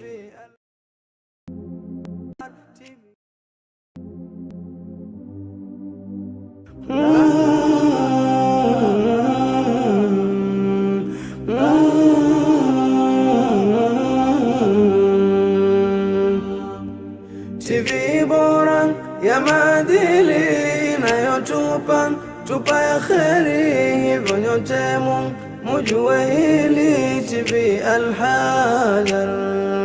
TV bora ya maadili inayotupa ya kheri, hivyo nyote mujue hili TV Al-Hajar. Twatangazia dunia leo, twawapa habari, twamshukuru Jalia kutuletea ya kheri. TV imetujia hii yetu Al-Hajar TV.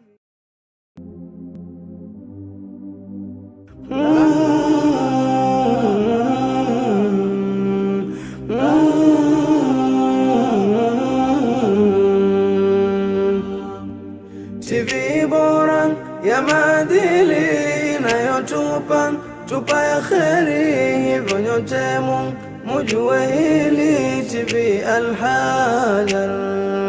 TV bora ya maadili inayotupa ya kheri, hivyo nyote mujue hili TV Al-Hajar. Twatangazia dunia leo, twawapa habari, twamshukuru Jalia kutuletea ya kheri. TV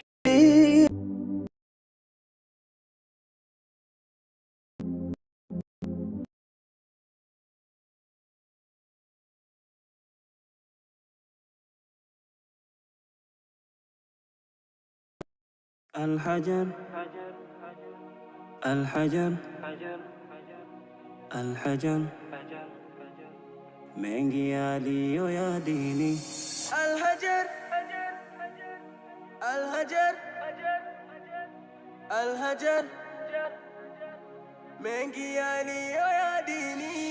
Al-Hajar, tutizameni. Al-Hajar, TV makini. Al-Hajar, tujifunzeni mengi yaliyo ya dini. Al-Hajar, tutizameni. Al-Hajar, TV makini. Al-Hajar, tujifunzeni mengi yaliyo ya dini. Vipindi vizuri vya kusisimua TV takuletea, ni mengi ya kheri utayoyajua TV. Kiangalia vipindi vizuri vya kusisimua TV takuletea, ni mengi mazuri utayoyajua TV.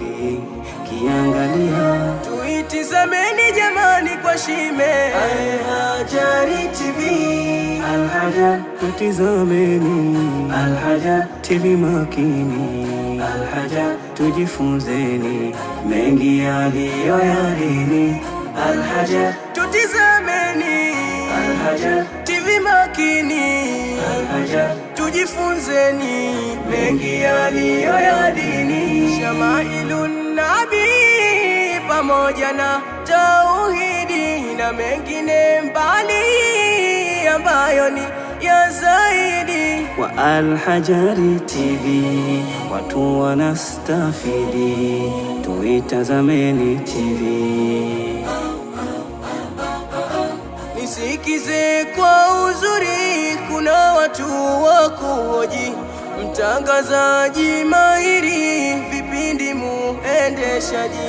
Nisikize kwa uzuri, kuna watu wa kuhoji, mtangazaji mahiri, vipindi muendeshaji. Atangaza kwa vizuri, utake umpe taji. Al-Hajar, tutizameni. Al-Hajar, TV makini. Al-Hajar, tujifunzeni mengi yaliyo ya dini. Al-Hajar, tutizameni. Al-Hajar, TV makini. Al-Hajar, tujifunzeni mengi yaliyo ya dini. Kiwambia sahihi ya wazi na wajulisha, kuna afya na jamii pia na dini na maisha. Kwa hiyo bidii Ilahi atawavusha, na ijue dini yako masuala unayotuma. Wajibu bila sumbuko, kapewa jibu jema, na hutuba pia ipo kwa kila siku ya juma. Kuna kipindi cha hadhi Jumatatu tujia, ongea na chifu kadhi, jamani kinavutia. Tauhidi awala ni Jumane kukujia, Jumatano hutawala, ijue dini yako pia. Jumamosi tafsiri ya Qur'an, Jumapili mpe aya kihewa. Tungeungana enyi watu kwa pamoja, tabia njema Jumatatu nawaambia. Na Al-Hajari uwanjani fuatilia, ya Ilahi ya Qahari tudumishie TV yetu Hajari tuangalie.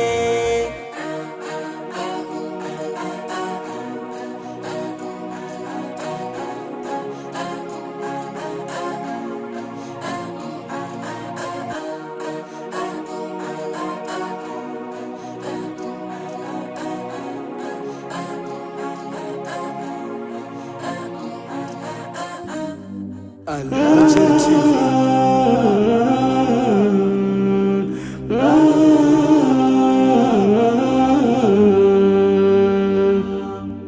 TV bora ya maadili tupa ya kheri, hivyo nyote mujue hili. TV Al-Hajar TV bora ya maadili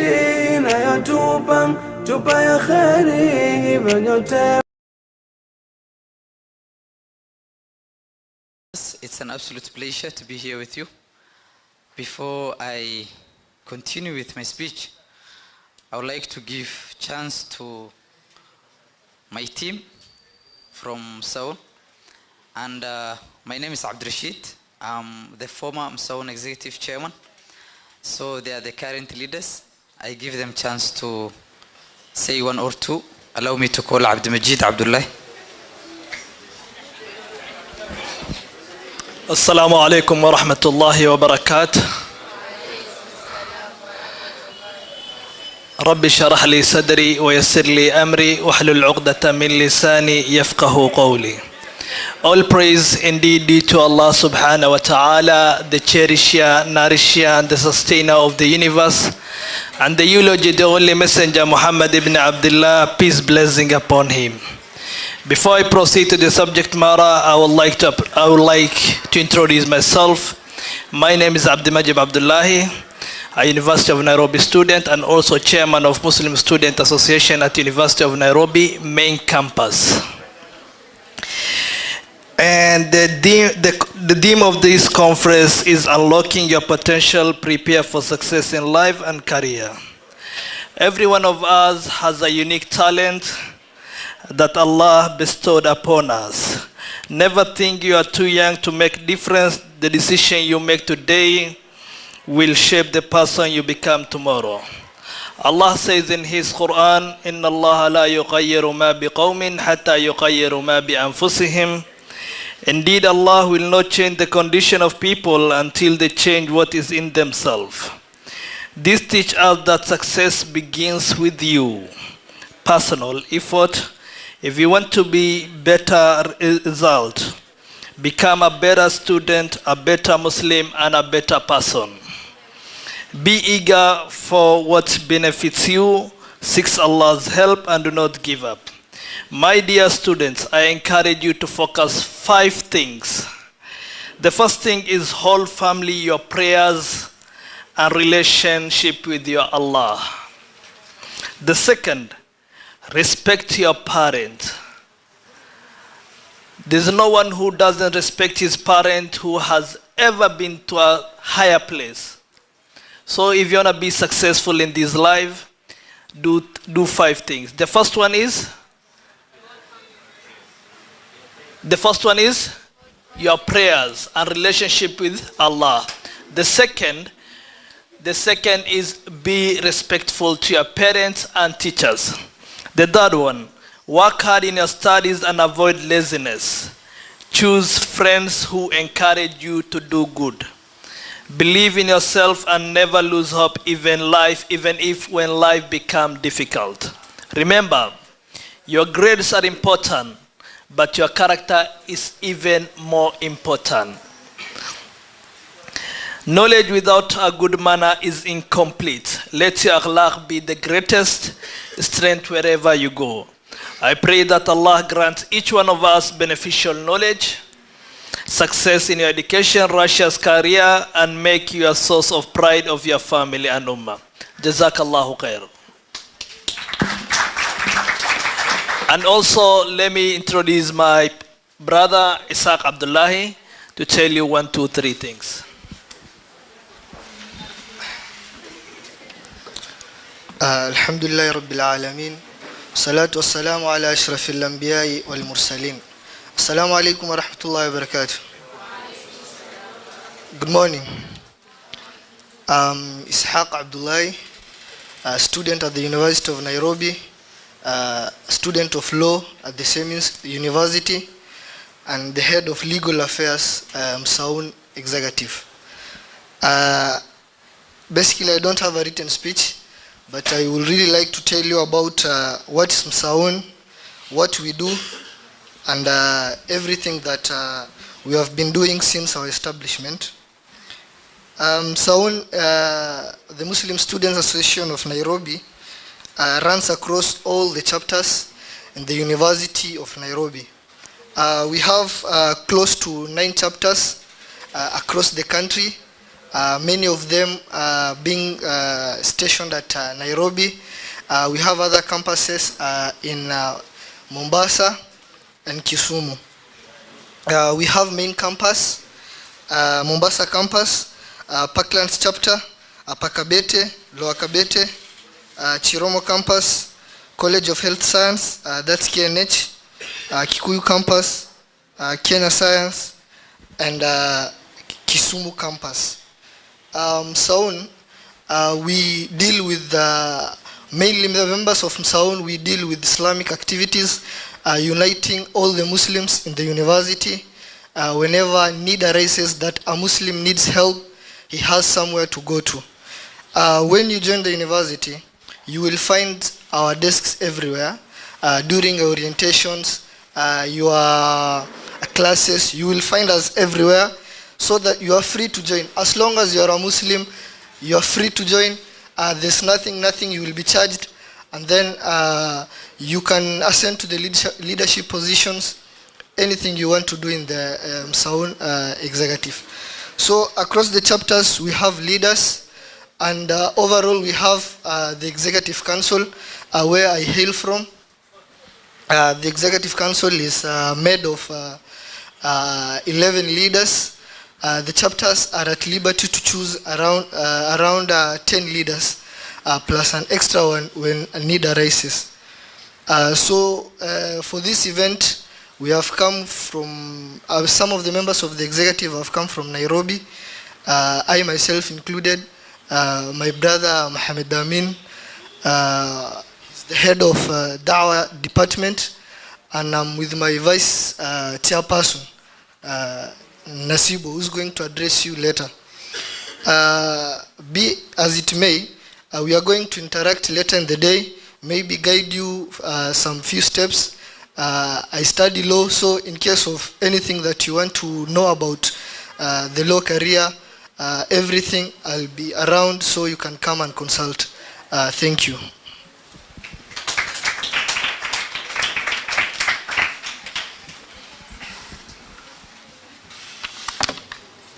Assalamu alaikum wa rahmatullahi wa barakatuh. Good morning. These are my brothers, but I'm not part of Msaun. I am a student from Kenya Coast National Polytechnic and a chairman of Muslim Union of Kenya Coast National Polytechnic. A lot has been told, and I'll just enhance on whatever they said before me. But what I will advise you, you see that dream or that goal that you have in mind, as long as your mind has the capability of thinking about it, or your heart to loving it, then you can do it. Challenges are there, struggles will be there, obstacles will be there, but you are told consistency, you are told discipline. With those, it is possible. However little, however big the dream, start small steps, one at a time. You'll shake, you'll fall, stand again. You'll sleep, you'll fall, stand again. But you will do it. At this young age, later during 30s, 40s, or even 50s. It will take time, or it will take a short time, but you can do it as long as you can dream about it. Thank you very much.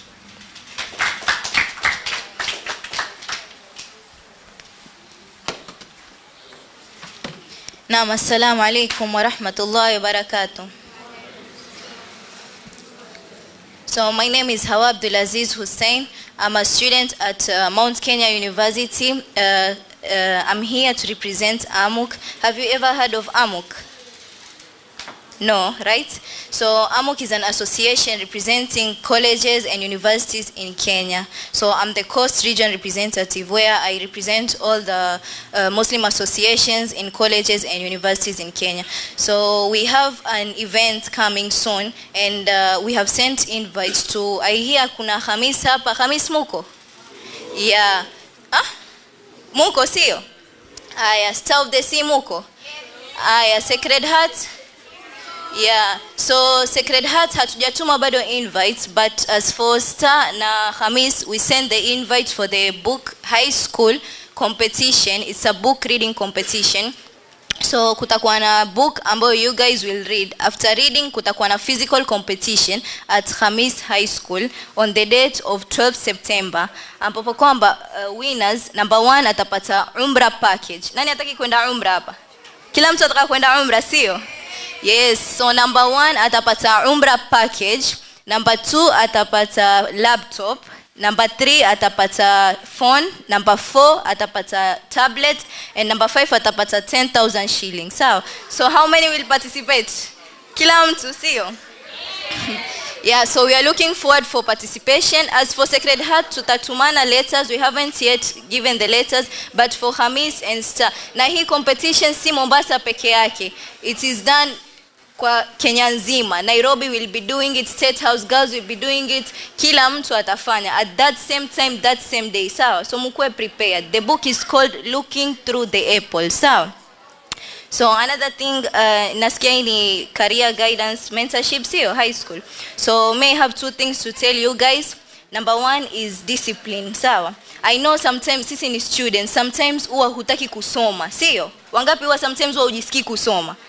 Yeah, many, sio? So like wewe jikaze usome. Sawa, this is your life, this is your future, you have to think about your future. Sawa. So wewe jikaze as a student, sahi una hii time, this time never comes back. Sawa. Usifanye kitu ambacho baadaye you will come and regret it. Sawa. Do something that ukija in future ukiwa na watoto wako you are proud to say mimi nilisoma skuli, I got good grades. Sawa. So number 1 is discipline. Hata kama wewe huna moyo wa kusoma, just try usome. Sawa. Because hata ukiangalia our rich people akisema 10 am mimi niko gym, 10 am yeye yuko gym. Hata kama iwe nini, hata kama iwe nini, 10 am huwa yuko gym, sio? So wewe pia fa ujitume uwe na ile discipline. Even if kitu chochote kifanyika, that time mimi nimeamua nitasoma, yes, nitakaa nisome. Sawa? The second one is mistakes. Sisi ni students, sio? We learn through mistakes. Sawa? Ukiona mahali unkosea, ukiona mahali subject unfail, don't give up. Sawa? Go back to your teachers, go back to your books. Try to prove to yourself kwamba yes, hii ni mistake nimefanya. Yes, I own up my mistake na I will do better. Sawa? So those are the 2 things that tunawacha nayo, discipline and learning from mistakes. Sawa? Don't forget about the high school competition. We are looking forward for your participation. Sawa? Thank you very much.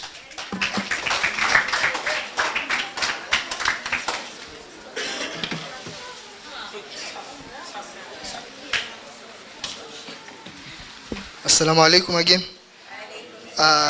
Your next speaker is Abdul Rashid. He's the former chairman of Msaun Executive. He'll be taking you through the topic setting your mindset right. Okay? So let's do a round of applause for our brother Abdul Rashid.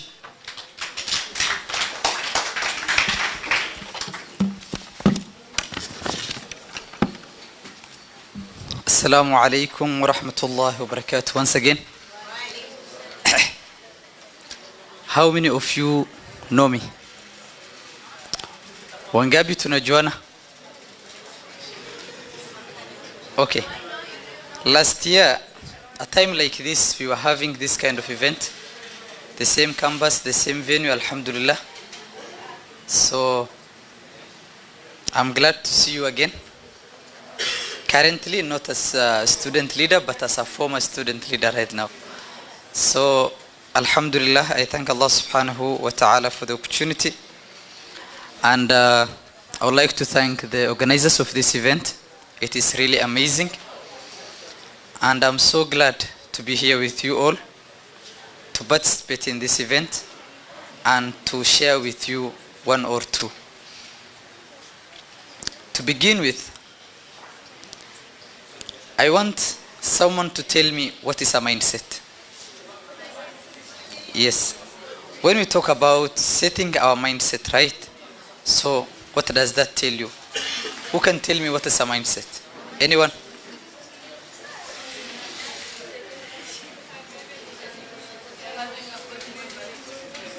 Yes? Having?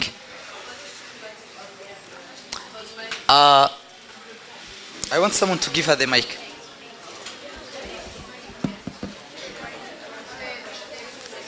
Give her the mic.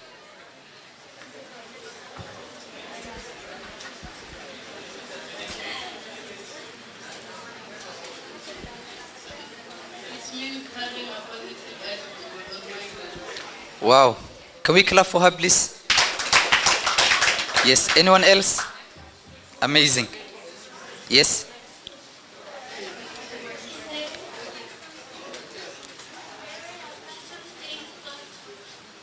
Yes. Wow. Can we clap for her, please? She has tried. Good trial. Anyone else? Boys. Boys. Don't let me down. Boys. Okay. Can we give one clap to the girls? Now the boys should clap for the girls. Clap for the girls. Okay. That's nice. So, as she said, it is our attitudes towards how we see things, whether positive or negative. It's the attitude of a person on a way or how they observe things, how they see it, and how they analyze based on their attitude. So many a times, I would like to tell you something, and let us be very keen. I will be asking questions. Many a times in our society, we have been taught to be a victim. We have been taught to be a victim, and that is destroying our dreams. It is destroying our chances of getting ahead. It is destroying our chances of achieving big. Because we have been programmed in a way that we blame the economy, we blame our bosses, we blame our teachers, we blame, the situations around us. We blame the government or anyone else. For our own problems, we blame others. Imagine. If someone asks you, why are you failing in this unit? You tend to blame the teacher. We don't take accountability on our own actions. We blame others.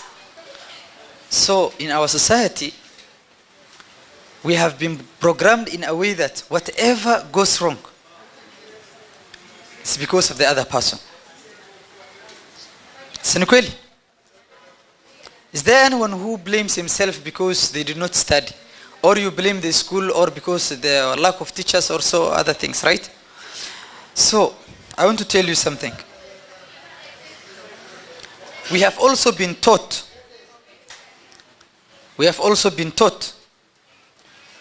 that the successful people around us,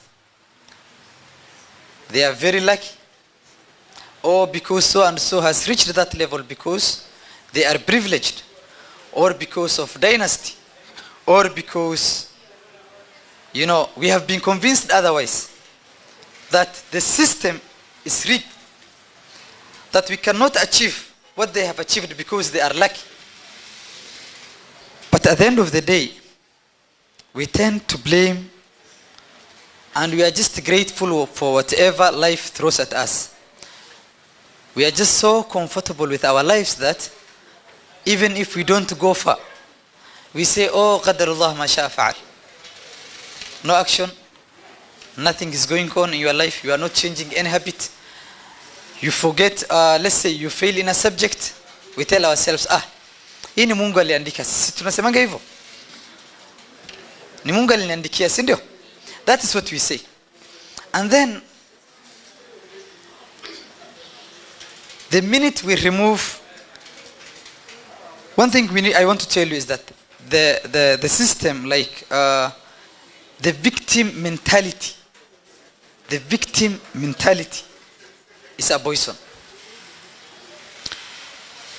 As we complain from our teachers, as we complain from our parents, as we complain from the government, in this case, for example, in our country, right now, there are a lot of things are going on, right? But no one is taking responsibility as a person. You will find that Someone went to university, they have degree, they have the capacity, they have all it takes to start even a small business. But at the end of the day, when you ask them their situation, or when you ask them a question, they will tell you, oh, because the government must go. For us to go far, the government must go. Do we not say that? We do, right?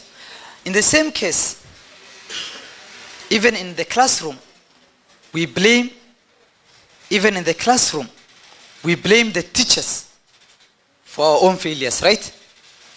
Right? We blame our parents for our own failures, right?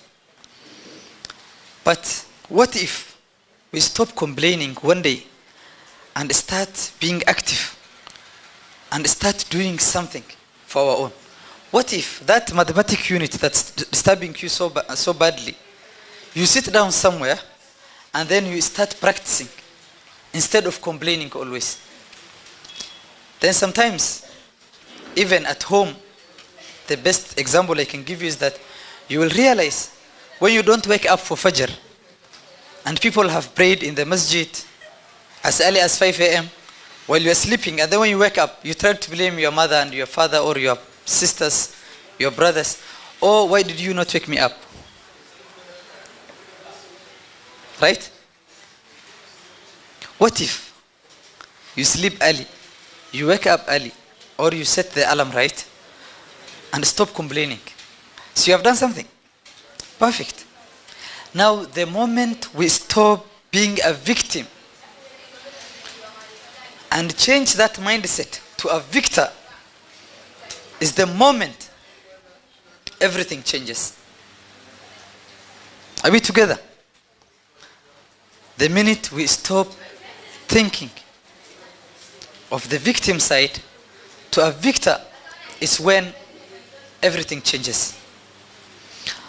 My dear brothers and sisters, I'll tell you 3 things. You're a student, right? Everyone wants to achieve good grades. Everyone wants to go far.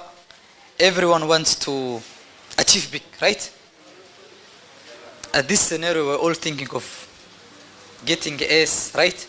B's and such good grades.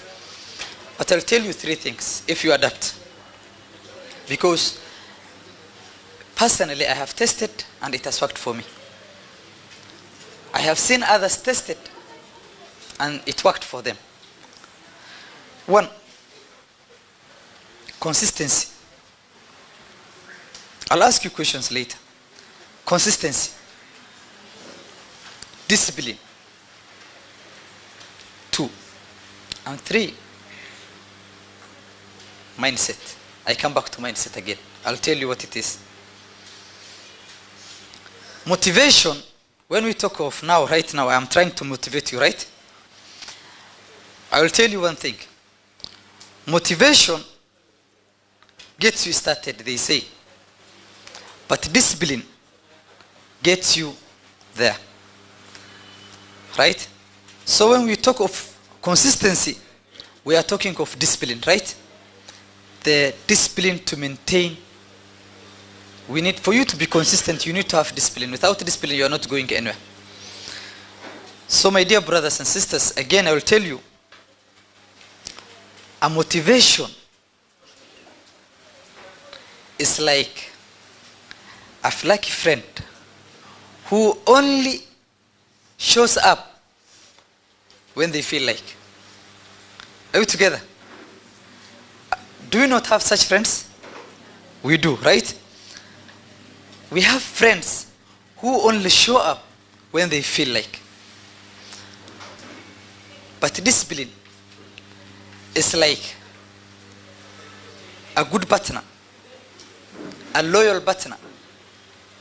I think for those who are married, they can tell us what it means to have a loyal partner or a loyal friend, maybe, in this case now.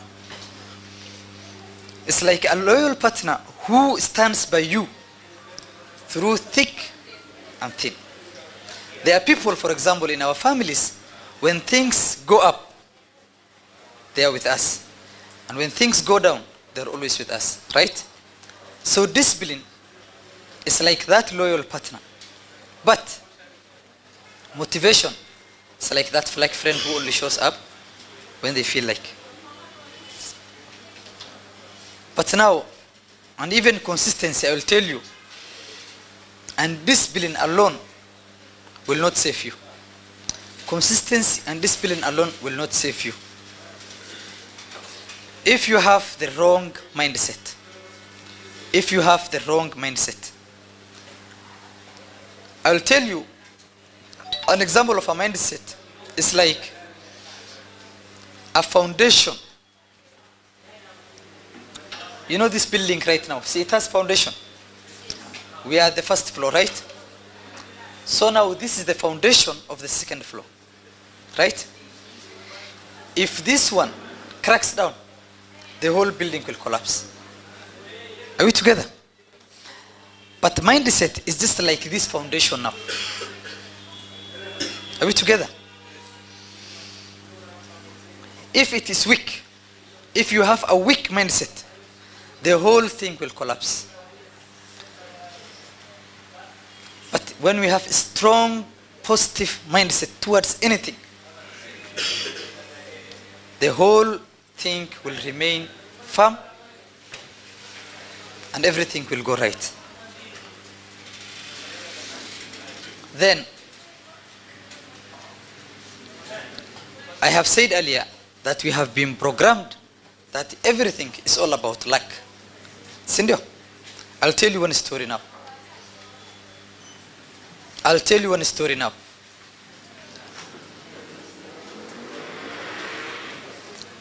In this case, let's use Juma and Hamisi. Do we have Juma in the class, in the building? Juma. Hamisi?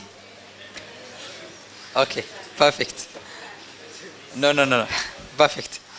So, in this case, I'll tell you, we use Juma and Hamisi, for example. And then, we all have attended the same school on the same time, the same year.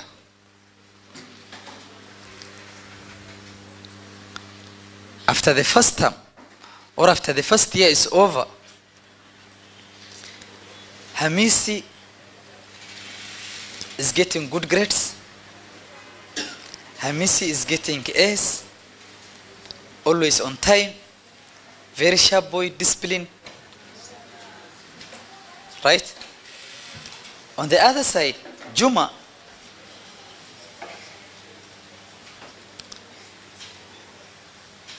is not, like Hamisi.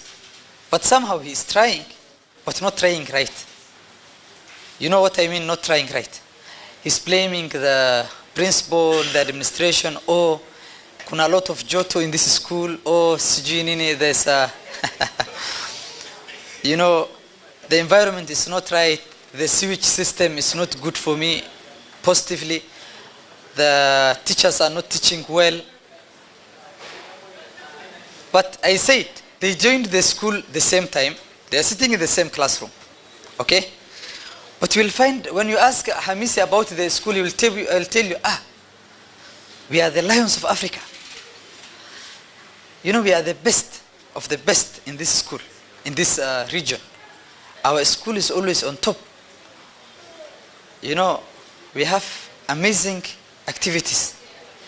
But go and ask Juma, he will tell you, bro, acha nikwambie ukweli. He will start. Manze, that teacher doesn't even, he doesn't even like me at all.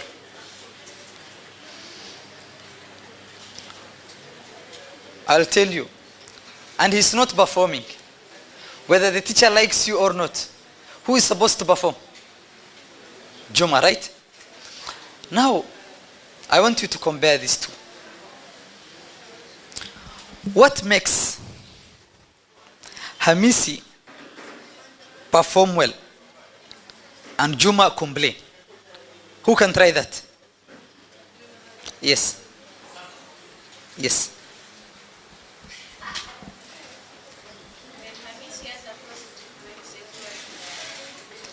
Juma has negative. Can we clap for her? No, that's not clap. Let's do it right. Can we clap for her? Perfect. Now, Hamisi has a positive mindset towards the school, towards his teachers, towards himself. Unlike Juma. What if Juma stops complaining and starts performing? Will the environment change? Will the teachers go away? Right? So the whole point here is we have such examples in this event gathering right now. We have Juma and we have Hamisi. So I don't know who is Juma, who is Hamisi. You know yourself, right? So tunajuana. You know yourself. I don't know who is Juma and who is Hamisi in this case. But I'll tell you, if we have Juma, are you there? If we have Juma, even if you are a girl, it doesn't matter. If Juma is there, kindly change your mindset. Okay? Juma, are we together? Okay. So I can understand now we have a lot of Hamisis. Can we clap for the Hamisis? If you are a Hamisi, clap. Come on, Hamisi, clap. Come on, Juma, clap. Okay, perfect. Now I will tell you, it's all about discipline and the mindset. I'll explain in this way. I have identified mindset as the foundation, right? I have explained the motivation as that flaky friend, right?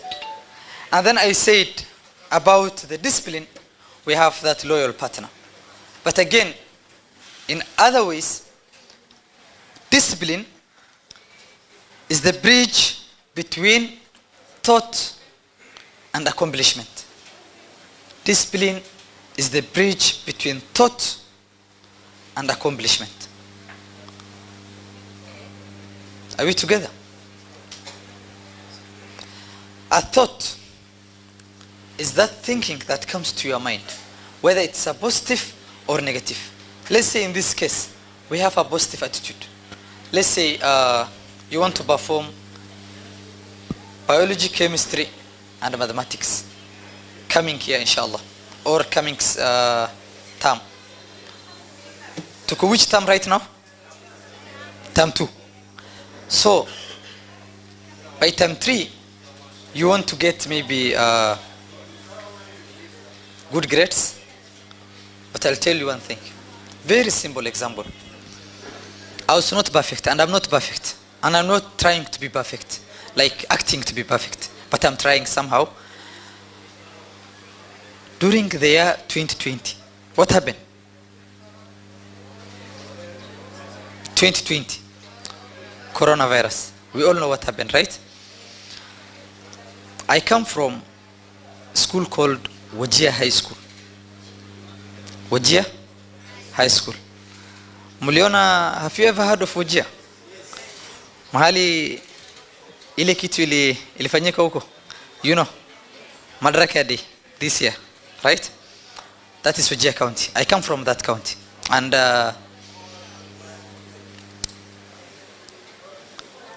during that time, we had a lot of challenges with teachers. I mean, because of the region, we had a lot of things going on. Whether it was climate change, whether it was insecurity, whether it was infrastructure. Up to now, there are a lot of things going on there. But at the same time, I won't blame the environment or whatever. But during that year, I think I was second year, and I was not actually performing right. But now, I had no choice. And in my mind, I was thinking of how can I perform mathematics. It was my worst subject. When I hear of math, it used to be a nightmare. It was not easy. And also, the other subjects I was not that bad. I was good at it, but somehow nilikuwa 50-50. For example, chemistry and math were the subjects that I didn't perform well during that time. I can see people smiling because najua we have a lot of people like me who chemistry and math were usually people wanasema ni ngumu sijui nini, but it's not. I tell you the story. And it's a personal story, right? So during that time, when I realized we had a long holiday, and I'm supposed to finish to cover third year and fourth. So I'm like, what? 2 years are remaining for me, right? But I have to perform well in my academics. Now that I have finished my second year and I have finished my first year, imepaki now niko form 3 first term na shule isha fungwa, right? So now I said I have no choice. I have to cover all the form 3 syllabus before I move out from this corridor, before I finish this school. By the time hii mwaka itaisha, mimi nisha cover the whole syllabus form 3, so that by the time I go back to school, I know what I'm doing. Now during that time, tukaenda holiday. The holiday was so long, a whole year, right? Nikaanza ku revise first year, second year, and then third year, first term now. I remember we used to have what you call math contest. I have never performed. I have never performed well in math, and I have never participated in those contests. But now nilikuwa najiambia, sasa I have finished the 2 years already. How comes I don't know math up to now? Then I made use of the time. I told mzee, oh, mimi nataka tuition. If I can get, at least I can practice mathematics and chemistry over during this time. I practiced until when we went back to school. Who can tell me what happened? We had an exam. When the teacher was selecting students to participate in the contest, I was in the list that were picked to represent the school. The deputy principal was like, what? I can't imagine, Abdul Rashid, this is you, that you are performing well in math. How comes? No, I have to test you. He said, I can't believe this. And you have to believe me whether you like it or not. Then we went to the office, his office. Then I'm doing an exam. I performed well. Teacher is like, is this really you? Yes, it's me. And alhamdulillah, that time I realized I set my mindset right during that whole day. And during that time, I also participated what we used to call East Africa. Right now, I think it's still there. East Africa essay competition writing, ESC. Have you ever heard of that? I participated in the same essay during that year. It was 2021. And I was the best student from my county. The best student from the region. Not even the county itself, northeastern region. And I was called from the Ministry of Education. Up to now, my name is still there, I know. But now, why am I telling you all this? To tell you that it is never too late to start. Because if I did not make use of that short time to work hard on math and chemistry, Will I have participated in that contest? No. Will I have joined University of Nairobi? No. Will I have been the best student in essay writing? No. I will tell you, it's never too late. It's never too late. If you are in your last grade, you are Form 4, Form 3, Form 2, whatever, and you have not performed last term very well, you still have chance to perform well. You have time to set what? Your mindset right. So with those few remarks,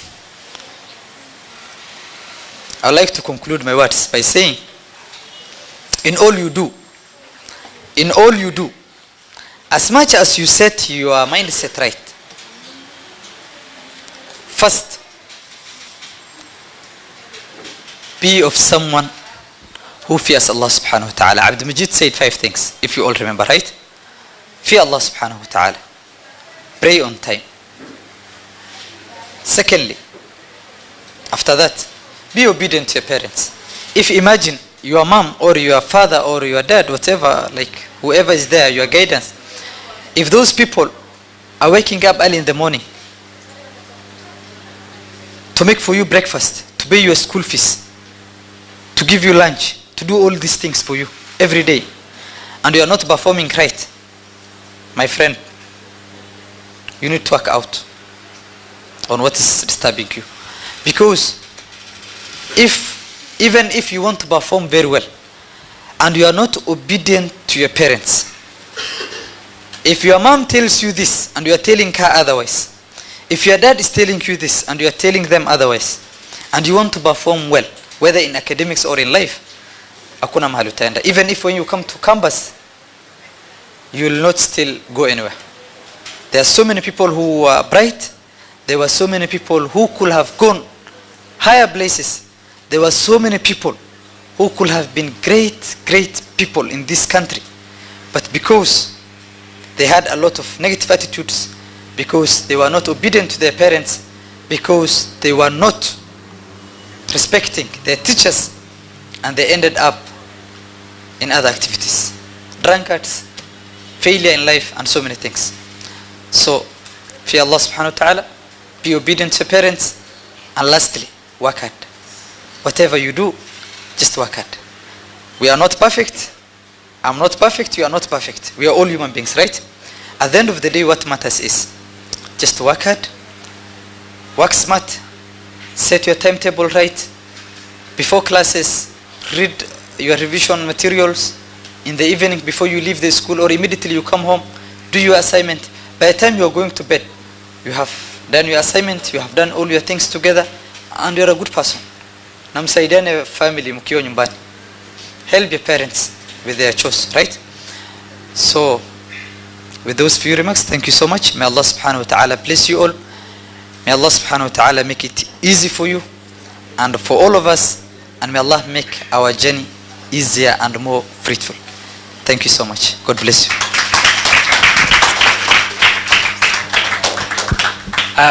Another round of applause for our brother. I would like to welcome our sister, Naima.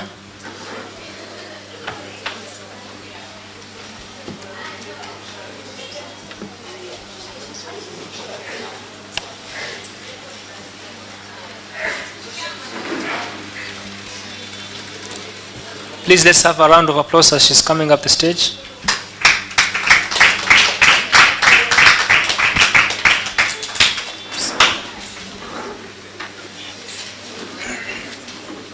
Good morning. Assalamu alaikum. Hamjambo. Mwanikumbusha mbali. Raha kwa high school. Wajua kama mtu mzima si raha, ma challenges ka zote. Nyinyi mna raha yani. Enjoy your time. Enjoy your time. Don't stress over small things. Don't stress over studies. Don't stress over peer pressure nini. Enjoy your time. Lakini Mungu wapi? Mbele. Mungu wapi? Mbele.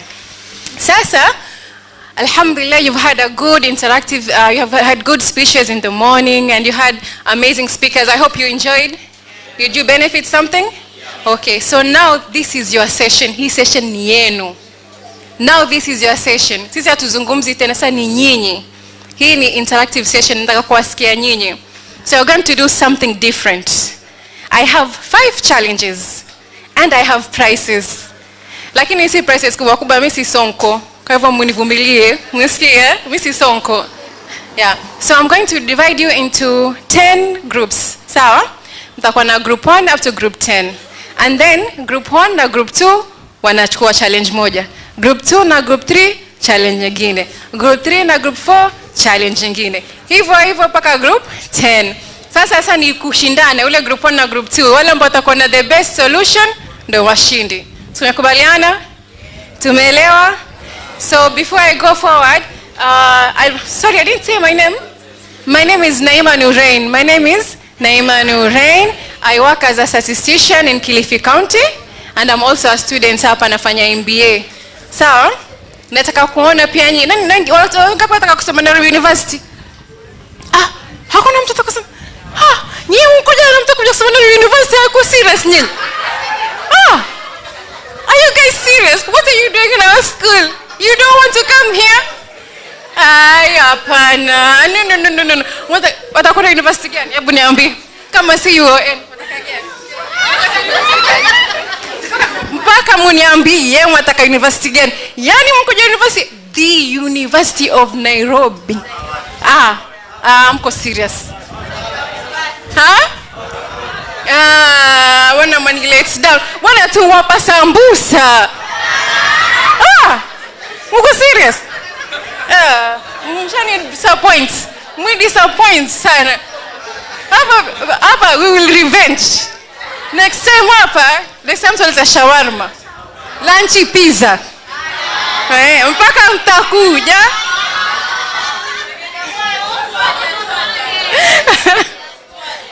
Mtakuja.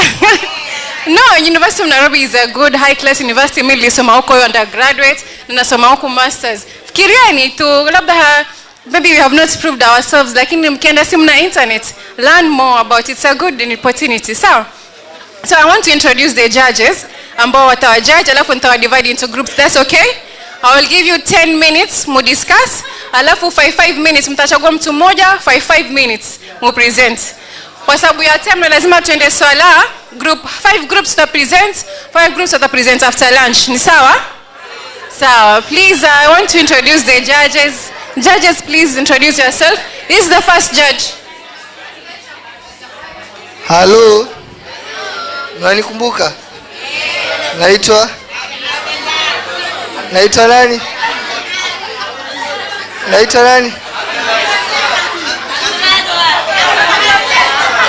Naitwa Isaac Abdullahi. Judge wangu muangalie, sija kawapa max ndogo. Can talk to him, labda atawapa max nzuri. Next. Next. Judge. Assalamu alaikum. Naitwa Mariam Saleh, mimi ni chairlady wa Msauna ambao tumeorganize ni event, na inshallah nitakuwa judge wenu pia. Shukrani.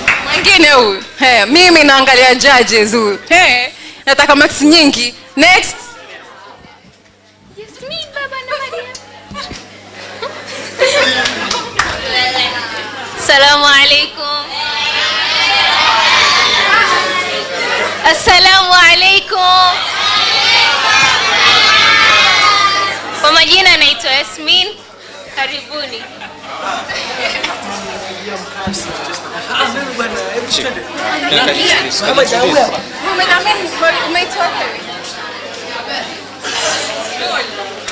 Assalamu alaikum wa rahmatullahi wa barakatuh. Nilikuwa nishajiintroduce before. Siko sawa? Mimi ni judge number 4 inshallah. All the best. Fanyeni bidii, sawa?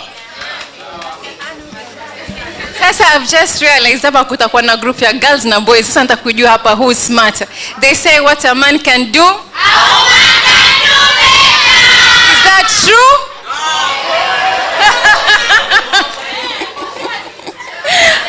Haya.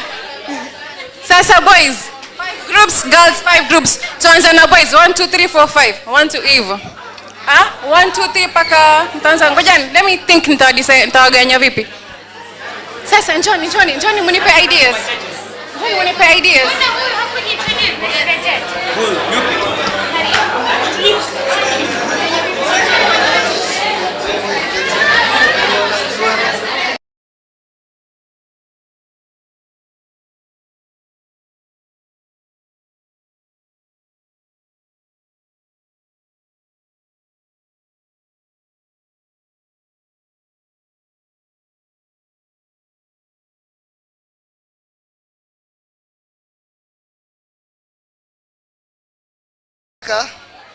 Wanaume 5 na wasichana 5.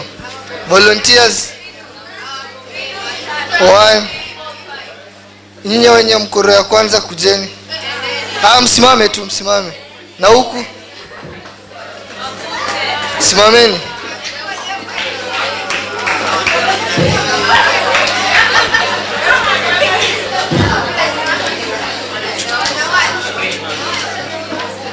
Okay. Jina sindio?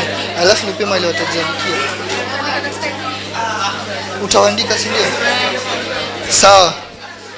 So I'll need 4 others to rally behind these 5, like wenye wako mbele. Kila group hawa ni group leaders. Each of you is a group leader now. Sawa? Group 1 2 3 4 5 6 7 8 9 10. Sini sawa? Nyinyi ni group leaders. Hamtakuwa timu moja. Naona umesimama tu venye mko marafiki. So I'll need wengine wakwe behind these guys. Like kila mmoja 4 nyuma yake. Mtakuwa group hivyo and then muna decide group yenu mnataka itwe jina gani. Sawa? Haraka. 5 minutes. Mnachagua members in 5 minutes. Group leaders hakuna kuongea, sawa? Mchague kila mtu achague watu 4. 4. Haraka watu 4. Kuja na watu 4 hivi haraka. Line. Sawa. Group yako 1 2 3 4. Sawa? Mwende kando pale, msimamkae huko. Ona. Chukua group yako mwende pale nyuma. Hii line. Simama haraka. Huko nyuma. Mkuje na jina yenye mnataka muitwe kama group. Haya group 2. Mwende kando mkuje. 3 hivyo 5. Haya. Group 6. 1 2 chukua watu 4 mwende huko nyuma. The same.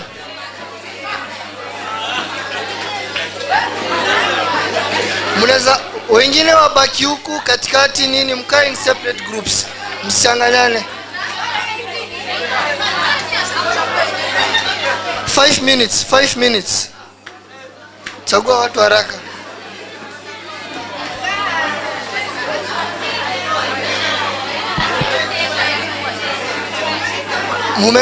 Mmepata group.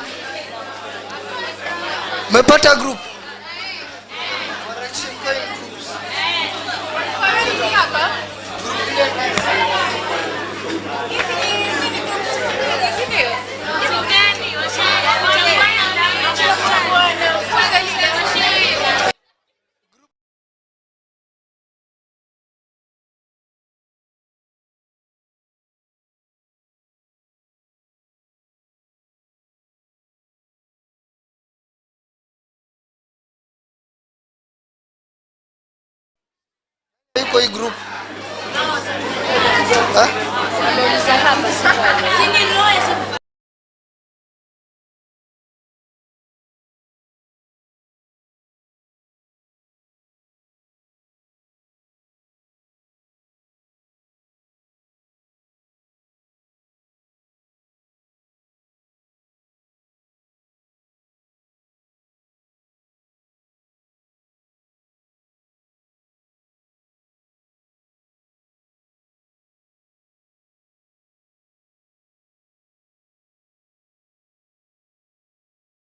itakuwa na zawadi pia. The group yenye itakuwa na the most creative title ama name itakuwa na prize pia, sawa?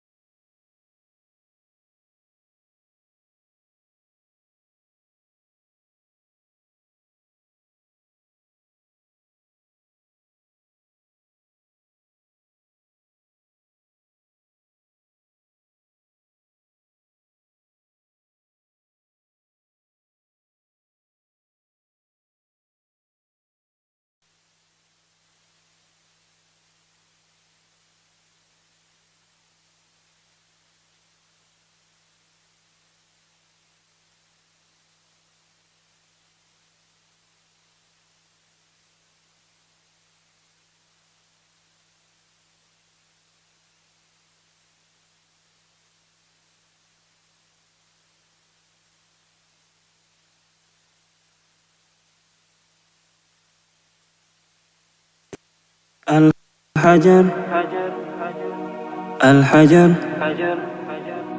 الحجر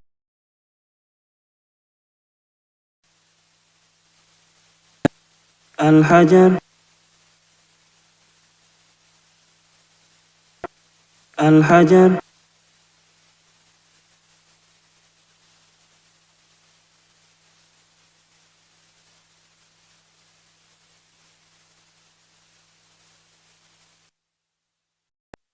الحجر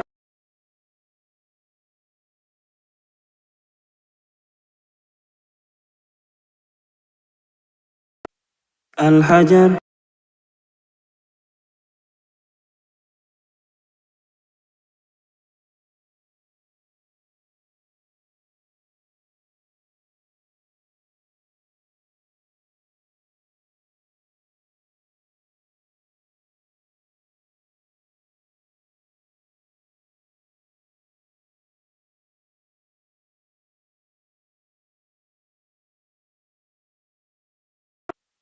الحجر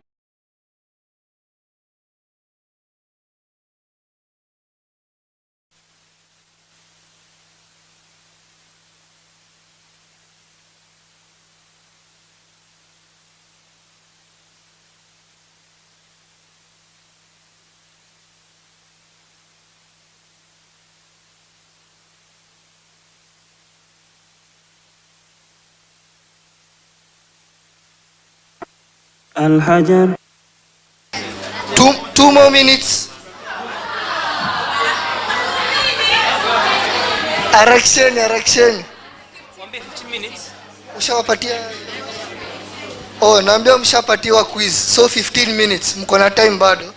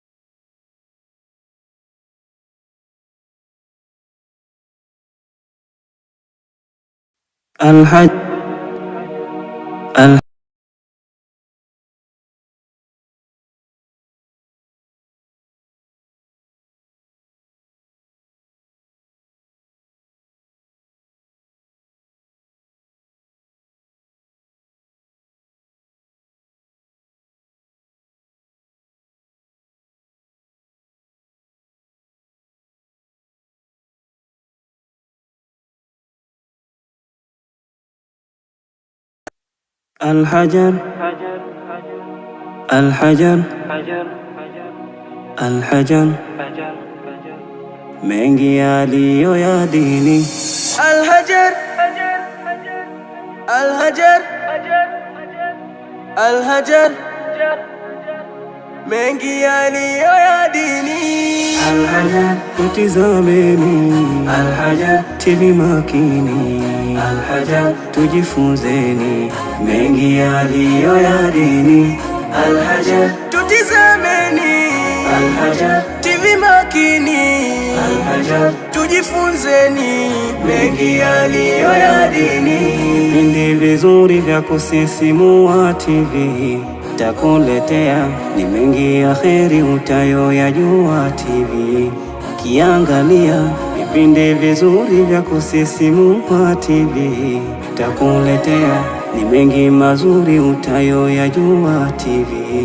Kiangalia tuitizameni jamani kwa shime, Al-Hajar TV. Al-Hajar tutizameni, Al-Hajar tili makini, Al-Hajar tujifunzeni mengi yaliyo ya dini.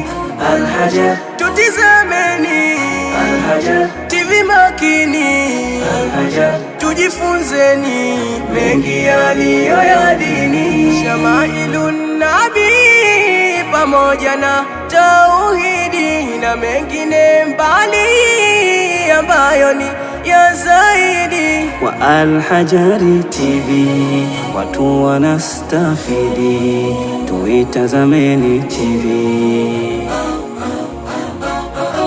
Nisikize kwa uzuri, kuna watu wa kuhoji, mtangazaji mahiri, vipindi muendeshaji.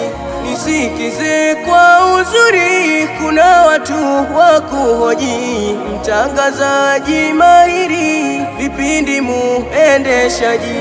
Atangaza kwa vizuri, utake umpe taji. Al-Hajar tutizameni, Al-Hajar tili makini, Al-Hajar tujifunzeni mengi yaliyo ya dini.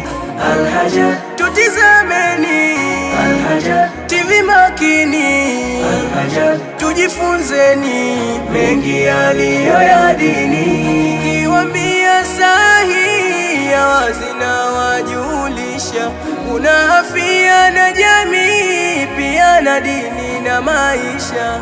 kwa hii yao bidii, Ilahi atawavusha. Na ijue dini yako, masuala unayotuma, wajibu bila sumbuko, kapewa jibu jema. Na hutuba pia ipo kwa kila siku ya juma. kuna kipindi cha hadhi Jumatatu tujia, ongea na chifu kadhi, jamani kinavutia. Tauhidi awala ni Jumane kukujia, Jumatano hutawala, ijue dini yako pia. Jumamosi tafsiri ya Qur'an, Jumapili mpe aya kihewa. Tungeungana enyi watu kwa pamoja, tabia njema Jumatatu nawaambia. Na Al-Hajari uwanjani fuatilia. Ya Ilahi ya Qahari tudumishie, TV yetu Hajari tuangalie.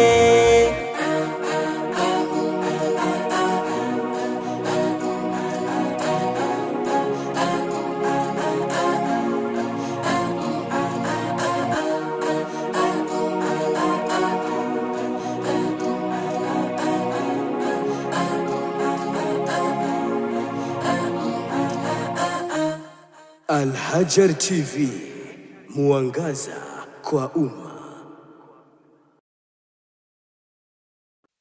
Al-Hajar, Al-Hajar, Al-Hajar, mengi yaliyo ya dini. Al-Hajar, Al-Hajar, Al-Hajar, mengi yaliyo ya dini. Al-Hajar, tutizameni. Al-Hajar, TV makini. Al-Hajar, tujifunzeni mengi yaliyo ya dini. Al-Hajar, tutizameni. Al-Hajar, TV makini. Al-Hajar, tujifunzeni mengi yaliyo ya dini. Vipindi vizuri vya kusisimua TV takuletea, ni mengi ya kheri utayoyajua TV. Kiangalia vipindi vizuri vya kusisimua TV takuletea, ni mengi mazuri utayoyajua TV. Kiangalia tuitizameni jamani kwa shime. Al-Hajari TV, Al-Hajar, tutizameni. Al-Hajar, TV makini. Al-Hajar, tujifunzeni mengi yaliyo ya dini. Al-Hajar, tutizameni. Al-Hajar, TV makini. Al-Hajar, tujifunzeni mengi yaliyo ya dini. Shamailun Nabi pamoja na tauhidi na mengine mbali ambayo ni ya zaidi. Wa Al-Hajari TV watu wanastafidi, tuitazameni TV. Nisikize kwa uzuri, kuna watu wa kuhoji, mtangazaji mahiri, vipindi muendeshaji. Nisikize kwa uzuri, kuna watu wa kuhoji, mtangazaji mahiri, vipindi muendeshaji. Atangaza kwa vizuri, utake umpe taji. Al-Hajar, tutizameni. Al-Hajar, TV makini. Al-Hajar, tujifunzeni mengi yaliyo ya dini. Al-Hajar, tutizameni. Al-Hajar, TV makini. Al-Hajar, tujifunzeni mengi yaliyo ya dini. Kiwambia sahihi ya wazi na wajulisha, kuna afya na jamii pia na dini na maisha. kwa hii yao bidii Ilahi atawavusha. Na ijue dini yako masuala unayotuma, wajibu bila sumbuko, kapewa jibu jema. Na hutuba pia ipo kwa kila siku ya juma. kuna kipindi cha hadhi Jumatatu tujia, ongea na Chifu Kadhi, jamani kinavutia. Tauhidi awala ni Jumane kukujia, Jumatano hutawala, ijue dini yako pia. Jumamosi tafsiri ya Qur'an, Jumapili mpe aya kihewa. Tungeungana enyi watu kwa pamoja, tabia njema Jumatatu nawaambia. Na Alhajari uwanjani fuatilia. Ya Ilahi ya Qahari tudumishie, TV yetu Hajari tuangalie.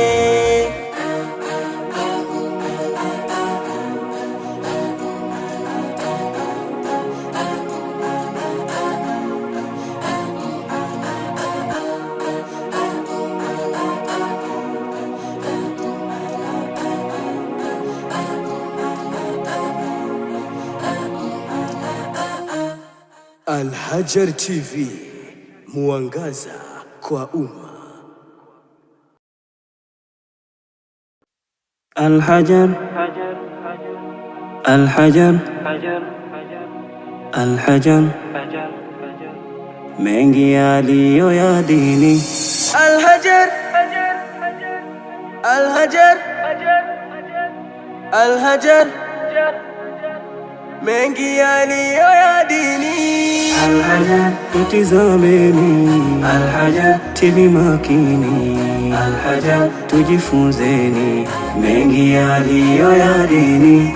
Al-Hajar, tutizameni. Al-Hajar, TV makini. Al-Hajar, tujifunzeni mengi yaliyo ya dini. vipindi vizuri vya kusisimua TV takuletea, ni mengi ya kheri utayoyajua TV. Kiangalia vipindi vizuri vya kusisimua TV takuletea, ni mengi mazuri utayoyajua TV.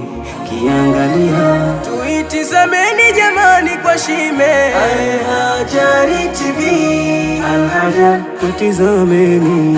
Al-Hajar, TV makini.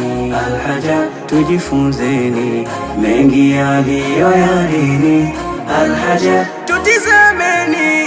Al-Hajar, TV makini. Al-Hajar, tujifunzeni mengi yaliyo ya dini. Shamailun Nabi pamoja na tauhidi na mengine mbali ambayo ni ya zaidi. Kwa Al-Hajari TV watu wanastafidi, tuitazameni TV. Nisikize kwa uzuri, kuna watu wa kuhoji, mtangazaji mahiri, vipindi muendeshaji. Nisikize kwa uzuri, kuna watu wa kuhoji, mtangazaji mahiri, vipindi muendeshaji. Atangaza kwa vizuri, utake umpe taji. Al-Hajar, tutizameni. Al-Hajar, TV makini.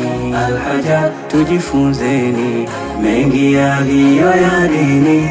Al-Hajar, tutizameni. Al-Hajar, TV makini.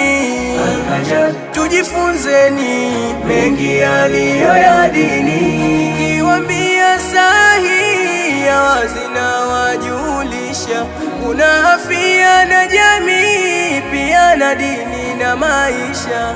kwa hii yao bidii Ilahi atawavusha.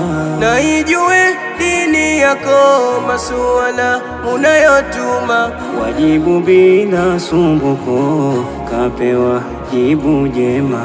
Na hutuba pia ipo kwa kila siku ya juma. kuna kipindi cha hadhi Jumatatu tujia, ongea na chifu kadhi, jamani kinavutia. Tauhidi awala ni Jumane kukujia, Jumatano hutawala, ijue dini yako pia. Jumamosi tafsiri ya Qur'an, Jumapili mpe aya kihewa. Tungeungana enyi watu kwa pamoja, tabia njema Jumatatu nawaambia. Na Al-Hajari uwanjani fuatilia. Ya Ilahi ya Qahari tudumishie, TV yetu Hajari tuangalie.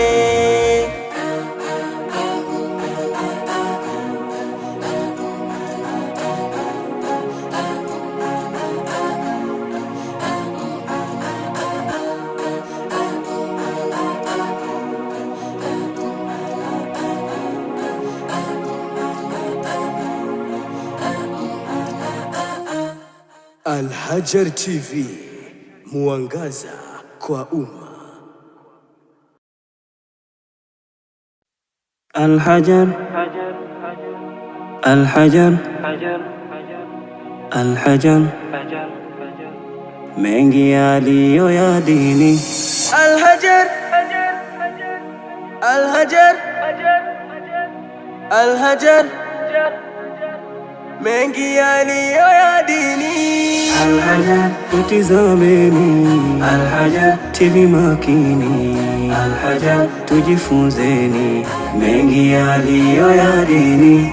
Al-Hajar, tutizameni. Al-Hajar, TV makini. Al-Hajar, tujifunzeni mengi yaliyo ya dini. vipindi vizuri vya kusisimua TV takuletea, ni mengi ya kheri utayoyajua TV. Kiangalia vipindi vizuri vya kusisimua TV takuletea, ni mengi mazuri utayoyajua TV. Kiangalia tuitizameni jamani kwa shime, Al-Hajar TV. Al-Hajar, tutizameni. Al-Hajar, TV makini. Al-Hajar, tujifunzeni mengi yaliyo ya dini. Al-Hajar, tutizameni. Al-Hajar, TV makini. Al-Hajar, tujifunzeni mengi yaliyo ya dini. Shamailun Nabi pamoja na tauhidi na mengine mbali ambayo ni ya zaidi. Kwa Al-Hajar TV watu wanastafidi, tuitazameni TV. Nisikize kwa uzuri, kuna watu wa kuhoji, mtangazaji mahiri, vipindi muendeshaji. Nisikize kwa uzuri, kuna watu wa kuhoji, mtangazaji mahiri, vipindi muendeshaji. Atangaza kwa vizuri, utake umpe taji. Al-Hajar, tutizameni. Al-Hajar, TV makini. Al-Hajar, tujifunzeni mengi yaliyo ya dini. Al-Hajar, tutizameni. Al-Hajar, TV makini.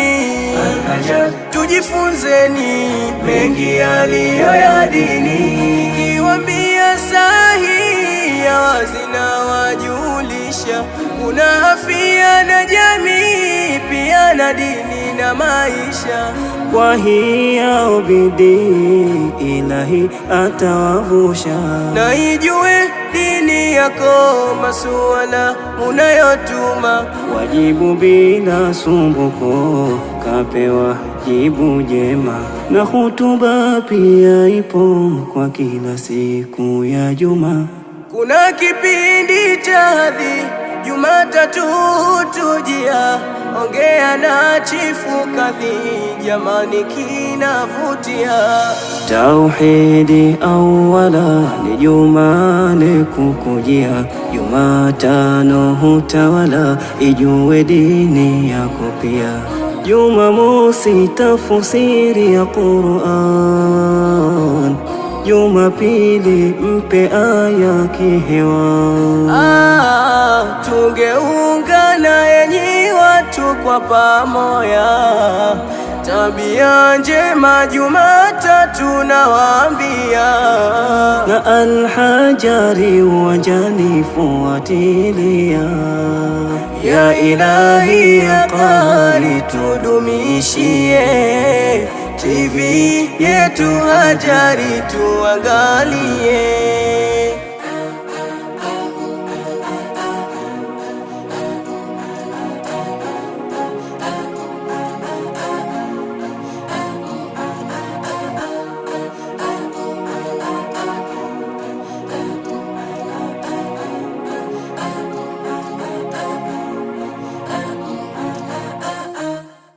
Al-Hajar TV, mwangaza kwa umma.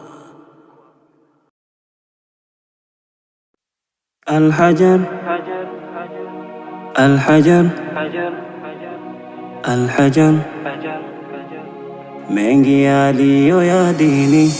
Al-Hajar, Al-Hajar, Al-Hajar, mengi yaliyo ya dini. Al-Hajar, tutizameni. Al-Hajar, TV makini. Al-Hajar, tujifunzeni mengi yaliyo ya dini. Al-Hajar, tutizameni. Al-Hajar, TV makini. Al-Hajar, tujifunzeni mengi yaliyo ya dini. vipindi vizuri vya kusisimua TV takuletea, ni mengi ya kheri utayoyajua TV. Kiangalia vipindi vizuri vya kusisimua TV takuletea, ni mengi mazuri utayoyajua TV. Kiangalia tuitizameni jamani kwa shime. Al-Hajar TV, Al-Hajar, tutizameni. Al-Hajar, TV makini. Al-Hajar, tujifunzeni mengi yaliyo ya dini. Al-Hajar, tutizameni. Al-Hajar, TV makini. Al-Hajar, tujifunzeni mengi yaliyo ya dini. Shamailun Nabi pamoja na tauhidi na mengine mbali ambayo ni ya zaidi. Kwa Al-Hajar TV watu wanastafidi, tuitazameni TV.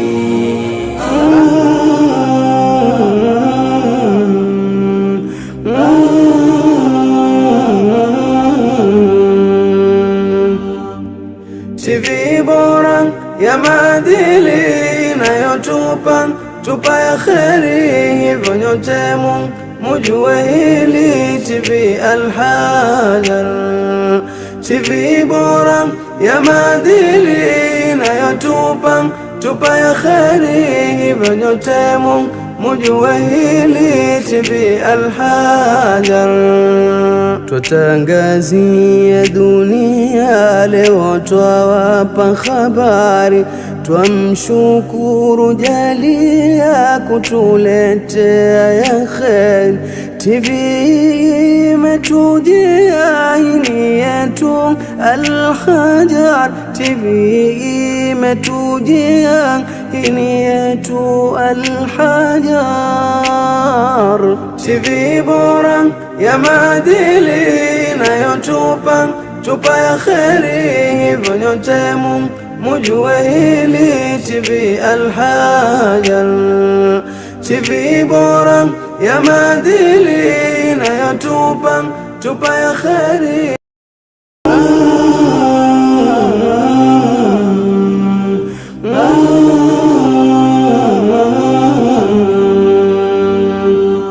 Al-Hajar TV, mwangaza kwa umma.